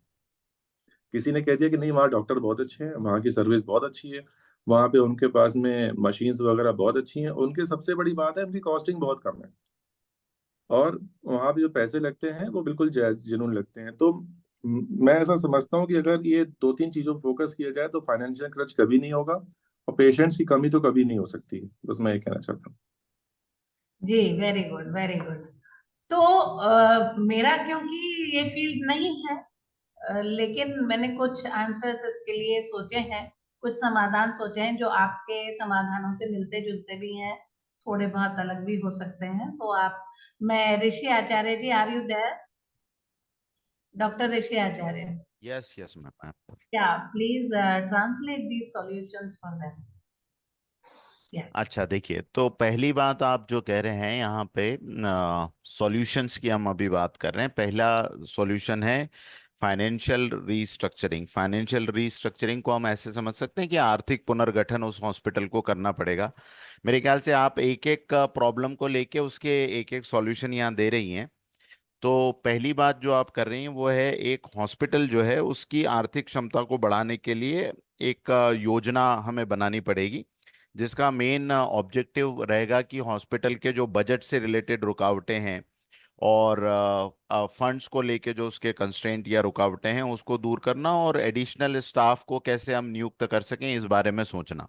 तो ये पहला सॉल्यूशन उसका फाइनेंशियल केस डायरेक्शन में है। ओके, दूसरा है एम्प्लॉय सॉल्यूशन, यानी यहाँ हम कर्मचारी प्रबंधन के बारे में बात कर रहे हैं, जिसमें एक तो नए कर्मचारियों को नियुक्त करना, क्योंकि हमने प्रॉब्लम में देखा था कि एक कर्मचारी जो है वो एडिक्वेट नहीं है जितने चाहिए उतने। दूसरा, जो पुराने कर्मचारी हैं वो एज उनकी बढ़ रही है, इसलिए वो परफॉर्म नहीं कर पा रहे हैं। और तीसरी चीज हमने जो देखी थी, उनकी प्रॉपर ट्रेनिंग नहीं है। तो इसमें इस सॉल्यूशन में ये है कि एक उनको प्रॉपर ट्रेनिंग देना, पहले तो नियुक्त करना कर्मचारियों को, नए कर्मचारियों को, उसके बाद उनका यथा योग्य प्रशिक्षण करना, और स्टाफ की कमी की समस्या इस प्रकार से दूर करना ताकि लगातार एम्प्लॉयज जो हैं वो प्रशिक्षित होते रहें, ट्रेंड होते रहें प्रॉपरली। टेक्नोलॉजिकल एडवांसमेंट की अगर बात करें तो इसमें तकनीकी सुधार की सारी जो जितने एक्शंस हैं वो इसमें आ जाएंगे, जिसमें एक तो नवीनतम तकनीकी ज़रूरतों को हॉस्पिटल के लिए उपलब्ध करवाना और एक बेहतर इंफ्रास्ट्रक्चर का निर्माण करना, और उसके साथ साथ में सेवाओं की डिलीवरी के लिए जो भी सॉफ्टवेयर्स लगते हैं, जो भी एप्लीकेशंस लगती हैं, उसको प्रयोग करना शामिल है टेक्निकल एडवांसमेंट में। और चौथा पॉइंट है इंक्रीजिंग अवेयरनेस। तो इंक्रीज्ड अवेयरनेस मतलब विकसित जागरूकता की बात इसमें हम कह रहे हैं हॉस्पिटल के लिए। तो यहाँ बात हो रही है कि अस्पताल की सेवाओं के प्रचार और जागरूकता के लिए स्वास्थ्य अभियान शुरू करना, ये जो पब्लिक हेल्थ की आप बात कर रहे हैं, स्वास्थ्य अभियान शुरू करना, और लोगों के सामने मतलब कुल मिला के हॉस्पिटल की सेवाओं को लाना और लोगों को हॉस्पिटल की सुविधाओं के बारे में, सेवाओं के बारे में आकर्षित करना, जिससे कि लोग अपने स्वास्थ्य का बेहतर ध्यान रखने के लिए हॉस्पिटल की सेवाओं का उपयोग करें, और इन योजनाओं के द्वारा ओवरऑल हॉस्पिटल के प्रबंधन और हॉस्पिटल के स्वास्थ्य सेवाओं के सुधार के लिए कदम उठाना। ये एक अवेयरनेस का फेज है जो पूरा होता है। जी, तो डिसाइसिव जो कंक्लूजन्स हैं उसके बारे में हम बात करेंगे। थैंक यू ऋषि जी। अभी मैं आप सबके भी और आइडियाज लूंगी, हो सकता है आपके पास और खजाना हो इसके अलावा, तो वो हम सुनना चाहेंगे। तो आप देखिए कि जितनी आपकी प्रॉब्लम्स आती है ना, आपके अपने केसेस होते हैं, ऐसे ही लिख करके तैयार करना है। पहले लिखनी है अपनी समस्या, और लिखने के बाद उस प्रॉब्लम को खुद से पहले आत्ममंथन कीजिए, और फिर उसके बाद में आप उसको टीम के साथ रखिए। जैसे अभी मैंने अपनी LCE टीम के साथ में इस प्रॉब्लम को रखा। ये तरीका है सॉल्व करने का प्रॉब्लम, है ना, लिख करके उसको बताना है। और उसको ऑथेंटिक पीपल जो आपके व्यवसाय से रिलेटेड जो लोग हैं, जैसे मैं आपके व्यवसाय से नहीं हूं, मैं तो टीचर हूँ, पर मैंने किया जो मैं कर सकती थी। मतलब आपकी टीम का एक मेंबर मैं ऐसे बन सकती हूँ जो नॉन मेडिकल है, लेकिन मेडिकल टीम वाले लोग शायद और भी अच्छे सॉल्यूशन आपको दे पाए। और हो सकता है आपकी स्थितियों को देख के, आपकी फाइनेंशियल कैपेसिटी को देख करके आपको आइडिया दे।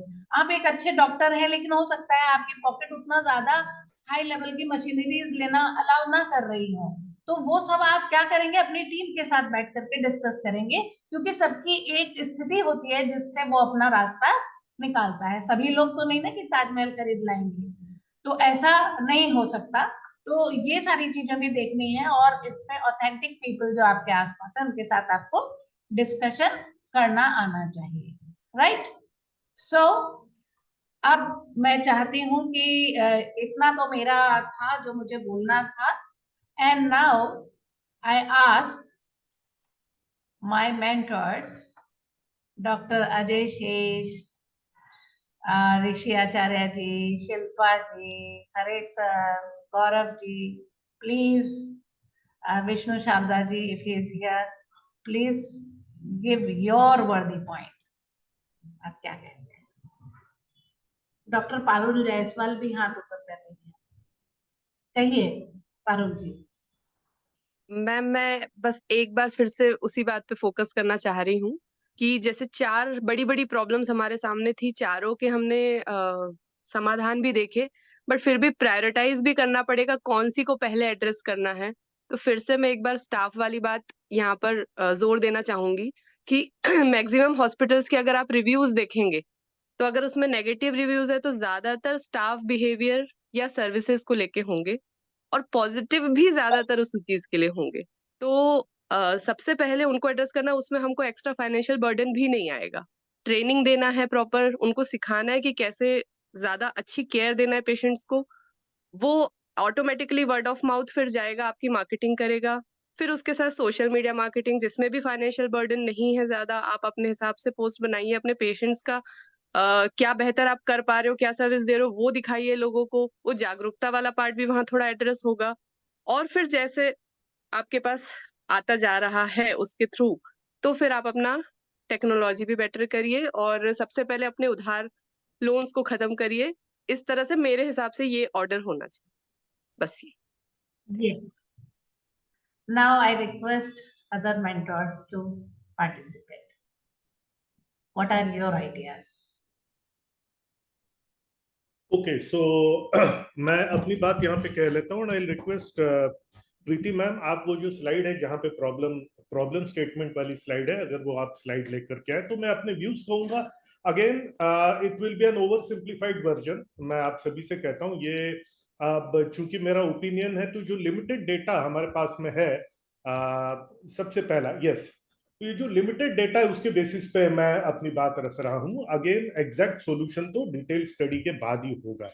अब देखिए, मैं यहाँ पर अगर मैं अपनी बात रखूं तो मैं नीचे से ऊपर जाऊंगा। यहाँ पर मेरी हमेशा से कोशिश रहती है कि चीजों को हमने शुरुआत से, लाइफ चैंपियंस इकोसिस्टम में बहुत शुरुआत से ही हमने हर चीज को सिंप्लीफाई किया है कि 7 हॉर्सेस के हिसाब से देखो, 7 हॉर्सेस के हिसाब से देखो, 7 हॉर्सेस के हिसाब से देखो। अगर मैं नीचे से ऊपर जाऊं, लैक ऑफ इंटरेस्ट, ये लैक ऑफ इंटरेस्ट जो है, अभी किसी हमारे भाई ने कहा लैक ऑफ इंटरेस्ट डॉक्टर्स का है, पब्लिक का नहीं है। Lack of interest in the public, यहां पर हम कहना चाह रहे हैं, due to lack of awareness about quality health care services, there is low demand for hospital services. ये दिस इज अ टिपिकल, यहाँ पर इशू ये हो रहा है कि हमारा जो टारगेट मार्केट है, जो मैंने भी कई बार बात कही और ऋषि सर ने बात कही है, टारगेट मार्केट यहाँ पर इज नॉट बीइंग एड्रेस, क्योंकि ऐसा हो ही नहीं सकता कि अगर आपका टारगेट मार्केट है तो वो टारगेट हेल्थ केयर सर्विसेज के लिए इंटरेस्टेड ना हो। सो लैक ऑफ अवेयरनेस क्यों है? क्योंकि टारगेट मार्केट यहाँ पर अचीव नहीं किया जा रहा है। This is a typical marketing horse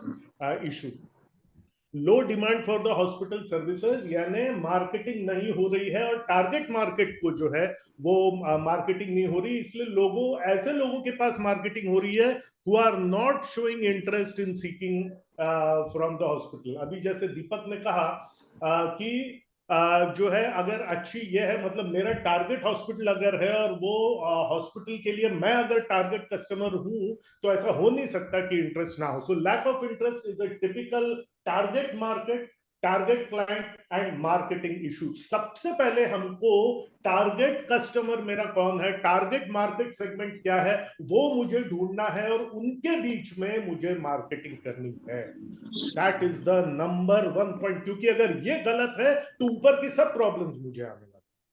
so first of all you should be aware, मेरा फर्नीचर का धंधा हो, मेरा कंप्यूटर्स का धंधा, now let us not take it as a hospital, now let us take it as any business, let us take it as any business. मैं mobile बेचता हूं, गांव के अंदर में आईफोन की दुकान लेकर के बैठ गया, मेरा टारगेट मार्केट वहां पे नहीं है, ऊपर की सब प्रॉब्लम्स वहां पर।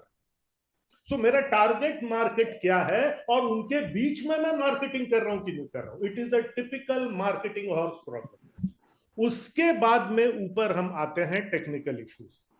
ठीक है, the hospital faces challenges in implementing necessary technical upgrades. अब जो है उस टारगेट मार्केटिंग के लिए कौन सी टेक्नोलॉजी जरूरी है, ये मुझे पता लग जाएगा। उस टारगेट मार्केट के लिए कैसा इंफ्रास्ट्रक्चर मुझे चाहिए, ठीक है, और कैसा सॉफ्टवेयर चाहिए, मुझे ये पता लग जाएगा। टारगेट मार्केट गलत तो टेक्निकल इश्यूज गलत होने ही वाले हैं, बिकॉज मुझे पता नहीं मेरा टारगेट कस्टमर कौन है, तो टेक्निकल इश्यूज मेरे गलत होने ही वाले हैं। और फाइनेंशियल इन्वेस्टमेंट यहाँ पे जो लिखा हुआ है ये मेरे गलत होने ही वाले हैं। मेरे टारगेट मार्केट के लिए क्या इंफ्रास्ट्रक्चर चाहिए, मेरे टारगेट मार्केट के लिए क्या टेक्नोलॉजी मुझे चाहिए, और मेरे टारगेट मार्केट के लिए किस प्रकार का सॉफ्टवेयर मेरे पास में होने चाहिए, ये मेरे को क्लियर हो जाता है। और सबसे पहली बात तो ये है, अब मैं जिस शहर में बैठा हूं वहां पे मेरा टारगेट मार्केट है या नहीं है, whether I'm sitting in लोगों the को wrong अपने रिश्तेदारों को location। बुला लीजिए, डॉक्टरों को बुला लीजिए, और क्या, जैसे पंडाल लगाए थे अपने एनिवर्सरी। तो अगेन ये देखिए, प्लीज म्यूट कर दीजिए। अगर मैं गलत लोकेशन पे बैठा हूं तो दो चीजें मेरे पास, या तो मैं अपना टारगेट मार्केट वहां पे ढूंढ लूं, या फिर अपना लोकेशन ही चेंज कर दूं। तो अगेन यहाँ पर टेक्निकल इश्यूज फिर आएंगे। मैं अननेसेसरी खर्चा तो नहीं कर रहा हूं ऐसे टेक्निकल इश्यूज के लिए जो मेरे टारगेट मार्केट के लिए मायने ही नहीं रखते। तो अगेन ये टेक्निकल इश्यूज इससे रिलेटेड होंगे। देन उसके बाद में एम्प्लॉय रिलेटेड प्रॉब्लम। अब हॉस्पिटल के लिए क्वालिफाइड स्टाफ ही होना चाहिए, आप चाहे निपट देहात में बैठे हो या हॉस्पिटल में बैठे हो। अगेन इस बात को मैं मानता हूं, लेकिन अगर मेरे पास में now, so technical issues is a typical operations वाला पार्ट है मेरा टेक्निकल इश्यूज। सो मैं आया पहले मार्केटिंग और टारगेट मार्केट, उसके बाद में मैं टेक्निकल इश्यूज यानी ऑपरेशंस में आया, देन उसके बाद एम्प्लॉय रिलेटेड इश्यूज यानी एचआर का हॉर्स यहां पर मेरा गड़बड़ाया हुआ है। अगेन मेरे पास में एसओपी है या नहीं है। अगर एसओपी नहीं है तो एजिंग स्टाफ हो, फ्रेश स्टाफ हो, न्यू स्टाफ हो, अगर एसओपी मेरे पास सिंपल एसओपी लिखा हुआ नहीं है, हमेशा I am going to face problem. मेरा हॉस्पिटल हो चाहे फर्नीचर का दुकान। तो अगेन मेरे पास में अगर एसओपी है, let me tell you dear friends, अगर आपके पास में प्रॉपर एसओपीज लिखे हुए हैं, which is a very simple process जो मैं सिखाता हूं, आपको ज्यादा स्टाफ की नहीं है जरूरत। You do not need a lot of staff. Come staff में, कम टीम मेंबर्स में आपका काम हो सकता है, 1 या 2 आप एक्स्ट्रा रखिए।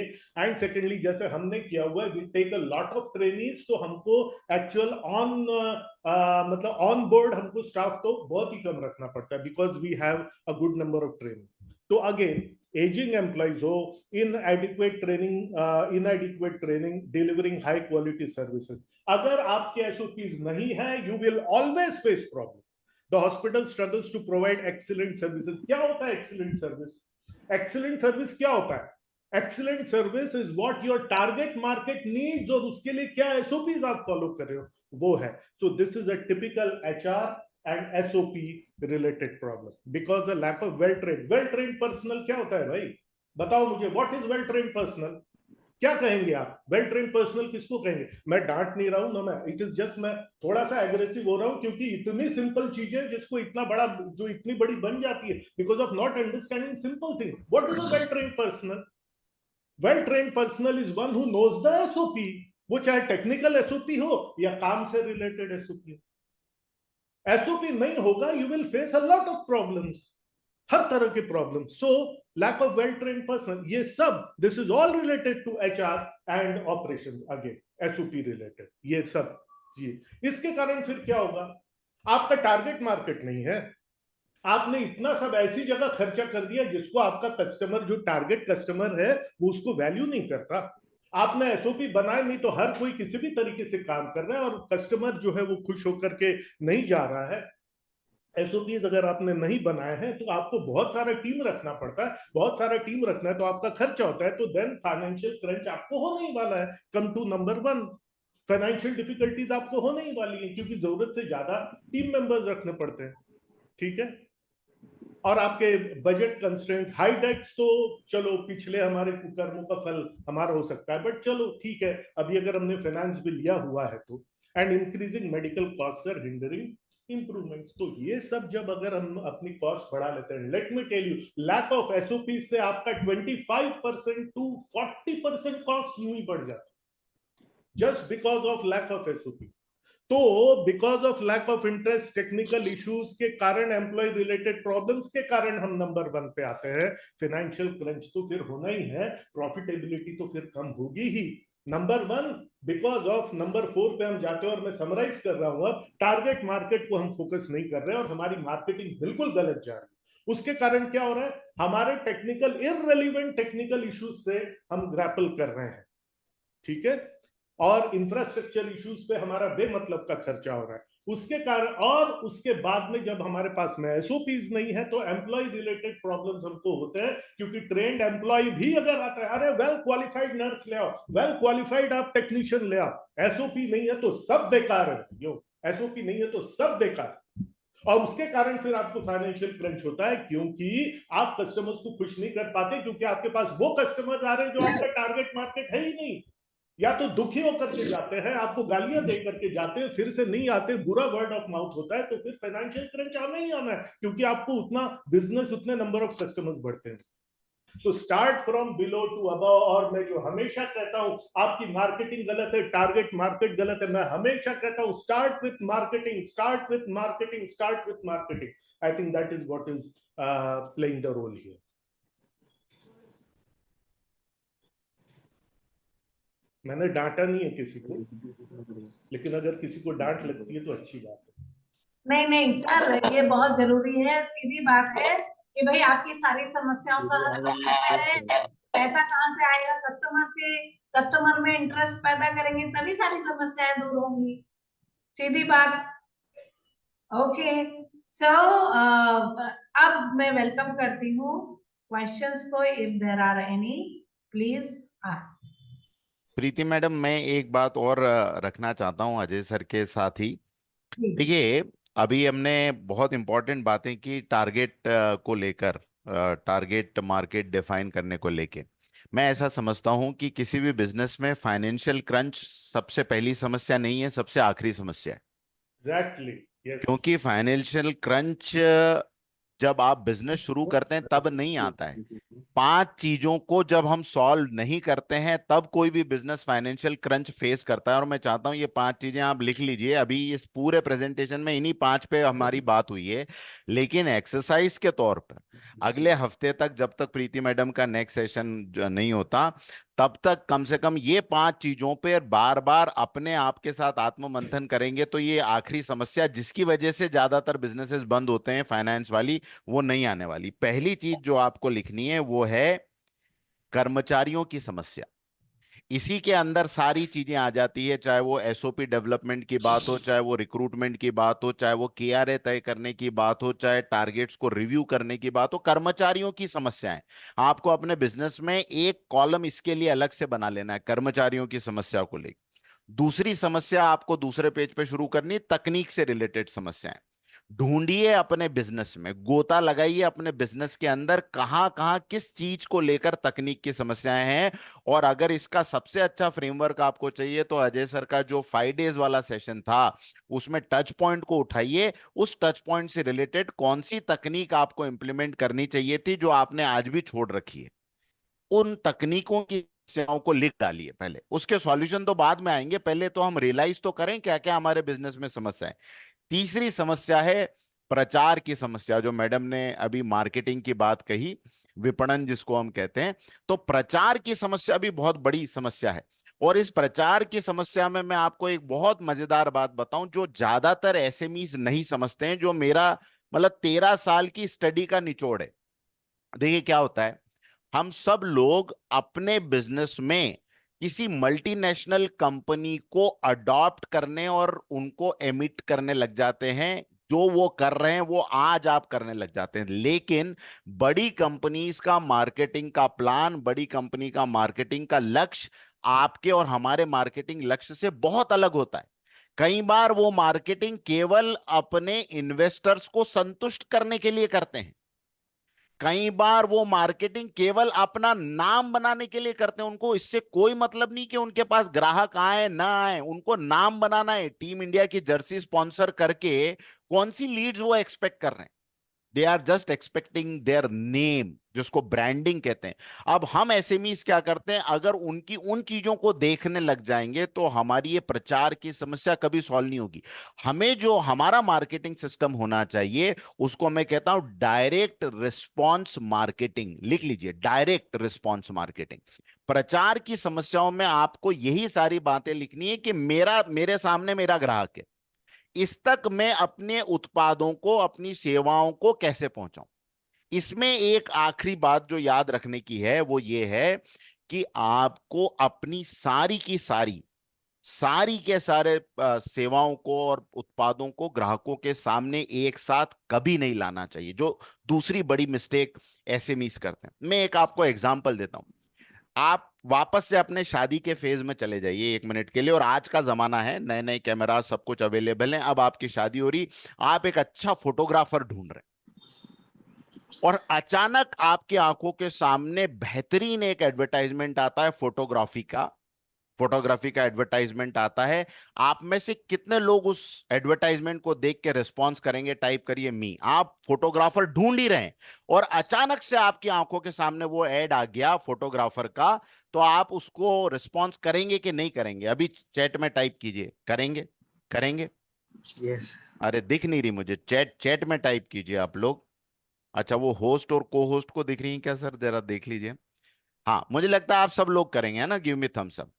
अब मुझे एक और बात बताइए, आपको फोटोग्राफर चाहिए और सामने जो एड है फोटोग्राफी का उसमें लिखा हुआ है we provide the best wild life photography services in India, और आपको शादी का शूट करवाना है। अभी बताइए कितने लोग करेंगे? राजेंद्र जी नहीं करेंगे? अरे बेस्ट वाइल्ड लाइफ फोटोग्राफर है, क्यों नहीं करेंगे? फोटोग्राफी तो कर रहा है, लेकिन सर हमें जो फोटोग्राफी चाहिए वो नहीं कर रहा ना। हाँ, हमारी थोड़ी कोई वाइल्ड लाइफ होने वाली शुरू। हाँ, हमारी मैरिज लाइफ शुरू होने वाली और ये वाइल्ड लाइफ फोटोग्राफर है। अब ये बड़ी हंसी की बात यहां तो लगती है, लेकिन अनफॉर्चुनेटली हम सब लोग यही कर रहे हैं अपने मार्केटिंग कम्युनिकेशन में।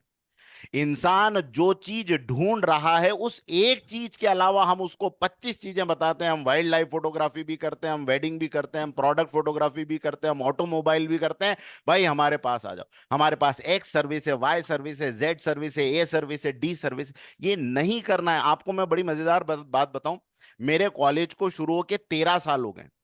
13 इयर्स में हम सिर्फ और सिर्फ एक ही डिग्री कोर्स सेल कर रहे हैं, प्रमोट कर रहे हैं, that is called BSc media graphics and animation. इसके अलावा हमारे पास कुछ नहीं है। इसका यह मतलब नहीं है कि आप प्रोडक्ट और सर्विसेज नहीं रखें। इसका यह मतलब है कि उनको प्रमोट करने का जो प्रचार का आपका तरीका हो वो वन एट अ टाइम हो। हर चीज की पहले नीश बनाइए, उस नीश को आप सक्सेसफुली स्टैब्लिश कर लें, फिर दूसरी चीज, फिर तीसरी चीज, फिर चौथी चीज। हमेशा याद रखिए, एक जनरल डॉक्टर की फीस एक एक्सपर्ट डॉक्टर से कम होती है, और आप एक्सपर्ट डॉक्टर को ज्यादा फीस देके भी बड़ी संतुष्टि महसूस करते हैं कि नहीं करते?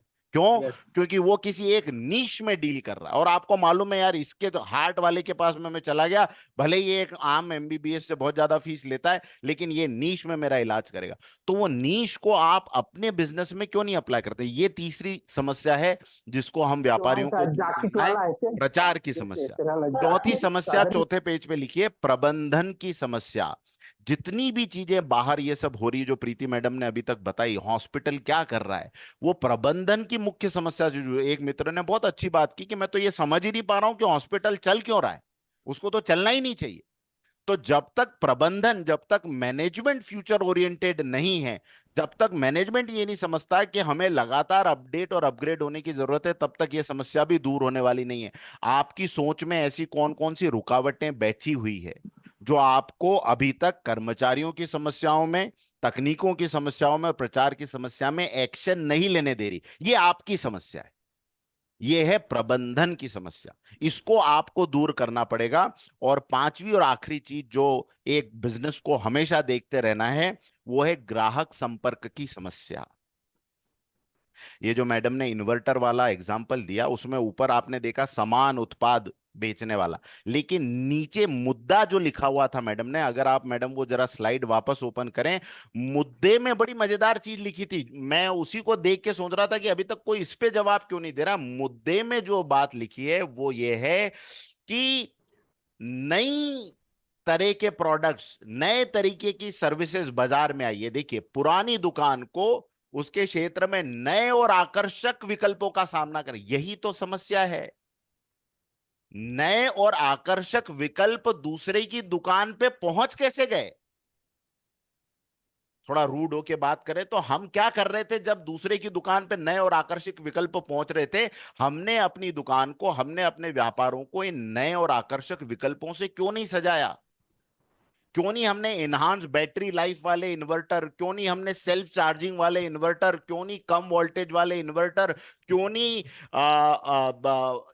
एनर्जी के साथ साथ में म्यूजिक को ऐड करने वाले इन्वर्टर, स्मार्ट इन्वर्टर, ऐप से चालू हो जाने वाले इन्वर्टर, इन सब का क्यों नहीं हमने विकल्प सोचा, समझा?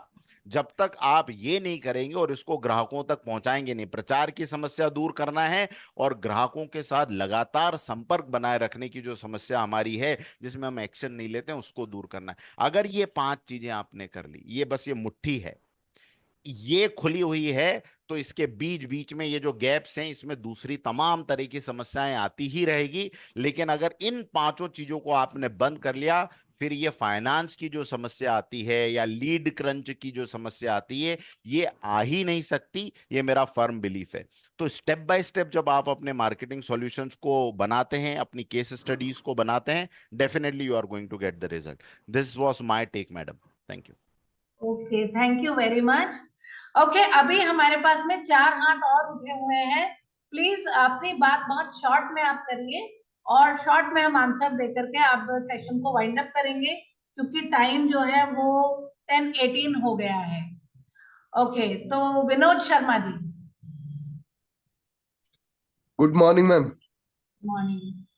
मुझे केवल अजय सर को धन्यवाद देना था कि वो जिस तरह हमारे अंदर आग लगा देते हैं ना काम करने की, वो मतलब बार बार मैं 2, 3, 4, 6 महीने से उनके साथ हूँ, मैंने कुछ भी किया नहीं है अभी तक, लेकिन मैं बार बार छोड़ देता हूँ और वो बार बार आके ऐसी आग लगा देते हैं कि आदमी करने के लिए ना मजबूर हो जाता है।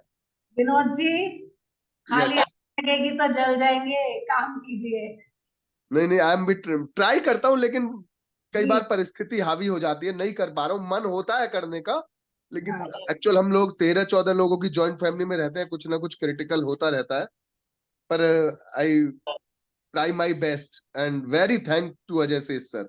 मैं जब जी। इनसे जुड़ रहा था ना, मैं बहुत दिन से मोटिवेशन ले रहा हूँ, कभी विवेक बिंद्रा से, कभी किसी से, लेकिन आज मुझे इन्होंने ऐसा कर दिया कि भाई वो सब जो पॉइंट है ना, मैंने लीव कर दिए हैं, केवल अब मैं अजय सर के पीछे ही हूँ। वेरी आप very thank you to paper him. जब सॉल्व करते हैं तो क्वेश्चन पेपर में जो क्वेश्चन आप खाली छोड़ते हैं उसमें 0 ही मिलता है, कुछ ना कुछ लिखना पड़ता है, तब उसमें 1 या 2 नंबर मिलते हैं, ठीक है, या we 10 should be try my best. Like that.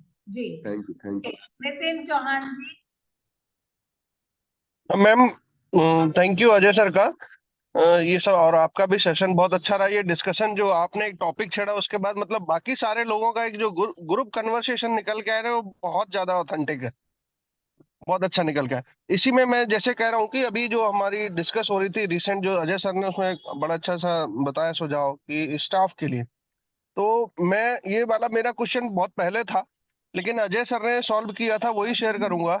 एक तो बताइए। हमें अपने स्टैंडर्ड तय करने पड़ेंगे उस एक्चुअल पोस्ट के लिए, मार्केट में क्या पैसा मिल रहा है लोगों को।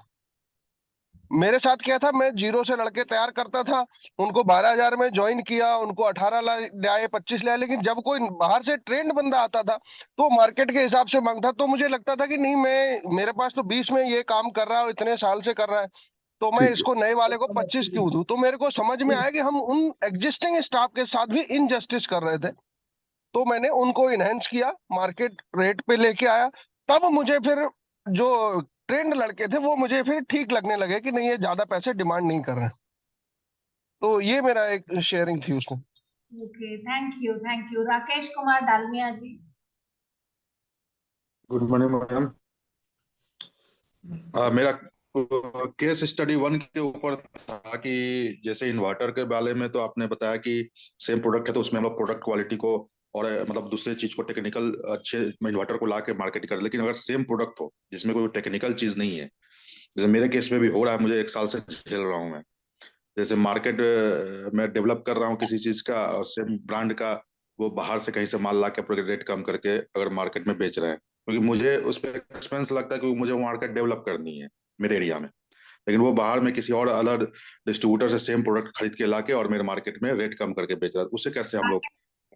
राकेश जी, जो आप पॉइंट कह रहे हैं उसके लिए मैं आपको यही सोल्यूशन दूंगी कि जो रेट कम कर रहा है वो तो बाद में मरेगा, जैसा कि खरे सर कहते हैं हमेशा कि उसको तो मरना ही है फ्यूचर में, वो जल्दी ज्यादा एग्जिस्ट नहीं कर पाएगा। तो आपका काम है कि जो रेट वो कम कर रहा है उसको थोड़ा सा ताकत लगा के मार्केटिंग में खर्च कीजिए और अपनी अवेयरनेस में खर्च कीजिए। यदि आप उसका जो वो कम कर रहा है रेट, आप रेट मत कम कीजिए, लेकिन आप उसके अवेयरनेस अपने सर्विसेज में ज्यादा खर्च कर दीजिए, तो वो रिजल्ट आपके पास ही आने लगेगा वापस से, क्योंकि आप मार्केट में पहले से एग्जिस्ट कर रहे हैं, आपकी गुडविल है, तो आपको उस चीज पर भरोसा होना चाहिए, राइट। हाँ नहीं, हमारे रेट के चलते हमारे कस्टमर जरूर उधर टर्न अप हो रहे हैं, वो फर्क हो रहा है ना। It is for a few days, not for long time. मैं आप ही की तरह से जब दोबारा कोविड से उठ करके ऑफलाइन मार्केट में उतरी तो देखा 2-2 हजार रुपए में कोर्स है। मेरा कोर्स तो 20, 22, 25 हजार के कोर्स होते हैं, 30 हजार के कोर्सेज होते हैं। कोई मुझे 3 महीने के लिए 30 हजार देके जाता है और कोई वहां पर 3 महीने के लिए 1500 ही देके जाता है। मैं कैसे स्टैंड कर रही हूँ? क्योंकि मेरे पास अपना एक यूनिक सेलिंग प्रोसेस है। उनको पता है कि इन मैडम की सर्विसेज अच्छी हैं, इनके पास चले जाएंगे तो अंग्रेजी बोल के ही निकालेंगे, डांट के चाहे कैसे भी करके, राइट। तो जब मालूम है उनको तो वो करते हैं ऐसा। तो ये चीजें अपनी एक गुडविल होती है और वो वापस मार्केट मेरे हाथ में आने लगा है। तो ऐसा क्यों हो रहा है? कहाँ 1500, 3000 और कहाँ 30,000 क्यों मिल रहा है मुझे? आप सोचिए, कुछ तो भी बात होगी ना। इंग्लिश वो भी सिखा रहे हैं, इंग्लिश मैं भी सिखा रही हूँ। तो इन चीजों को आपको रिकॉग्नाइज करना है और समझना है कि आप जब जान निकाल के आत्मा से कोई चीज देते हैं तो सामने वाले को वो फील आता है कि आपने उसको आत्मा निकाल करके दे दी। आज का सेशन जो आपने लिया यहाँ पर, आपको फील हुआ होगा कि हम एमबीए के स्टूडेंट्स हैं, हम भी केस स्टडी कर रहे हैं। तो आपने अपने देखिए आज पार्टिसिपेशन जो हुआ है उसको आप देखिए। तो क्यों हुआ? क्योंकि यहाँ पर आपको लगा कि मैं कुछ बोल सकता हूँ, मेरा भी ये प्रॉब्लम है। तो यही चीज है कि पार्टिसिपेशन के लिए, यानी ग्राहक को आपके पास आने के लिए कुछ तो भी मुद्दा होना चाहिए ना। वो क्यों आएगा?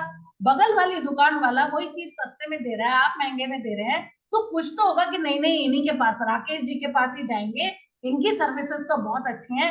अरे यार 2 मिनट में फोन करूंगा ना, तो 500 रुपए वहां क्यों दूंगी ज्यादा, मैं सर्विसेज लूंगा, ये घर पे इंस्टॉल भी करवा देंगे, उनका लड़का भी भेज देंगे, लाइक दैट। मतलब ऐसी कई समस्याएं हो सकती हैं। I don't know what is your work profile, but this can happen. So it was a nice discussion today. आप लोगों ने बहुत कुछ मुझे सिखाया, मैंने भी आपसे सीखा। So Ajay sir, now over to you. आप सेशन की एंडिंग करें प्लीज। और इसके साथ ही आप सबके सीखने के जज्बे को सलाम करते हुए, इस बेहतरीन डिस्कशन के लिए एक दूसरे को सलाम करते हुए, हम अभी एक दूसरे से विदा लेते हैं इस वादे के साथ कि कमिंग थर्सडे को फिर से हम प्रीति मैम को सुनेंगे। आप सबको आज यहाँ पर आने के लिए, इतने अच्छे विचारों के आदान प्रदान के लिए, इतनी अच्छी एनर्जी के लिए, आदान प्रदान के लिए, हम सबको एक दूसरे का आभार, धन्यवाद। और अभी के लिए नमस्कार।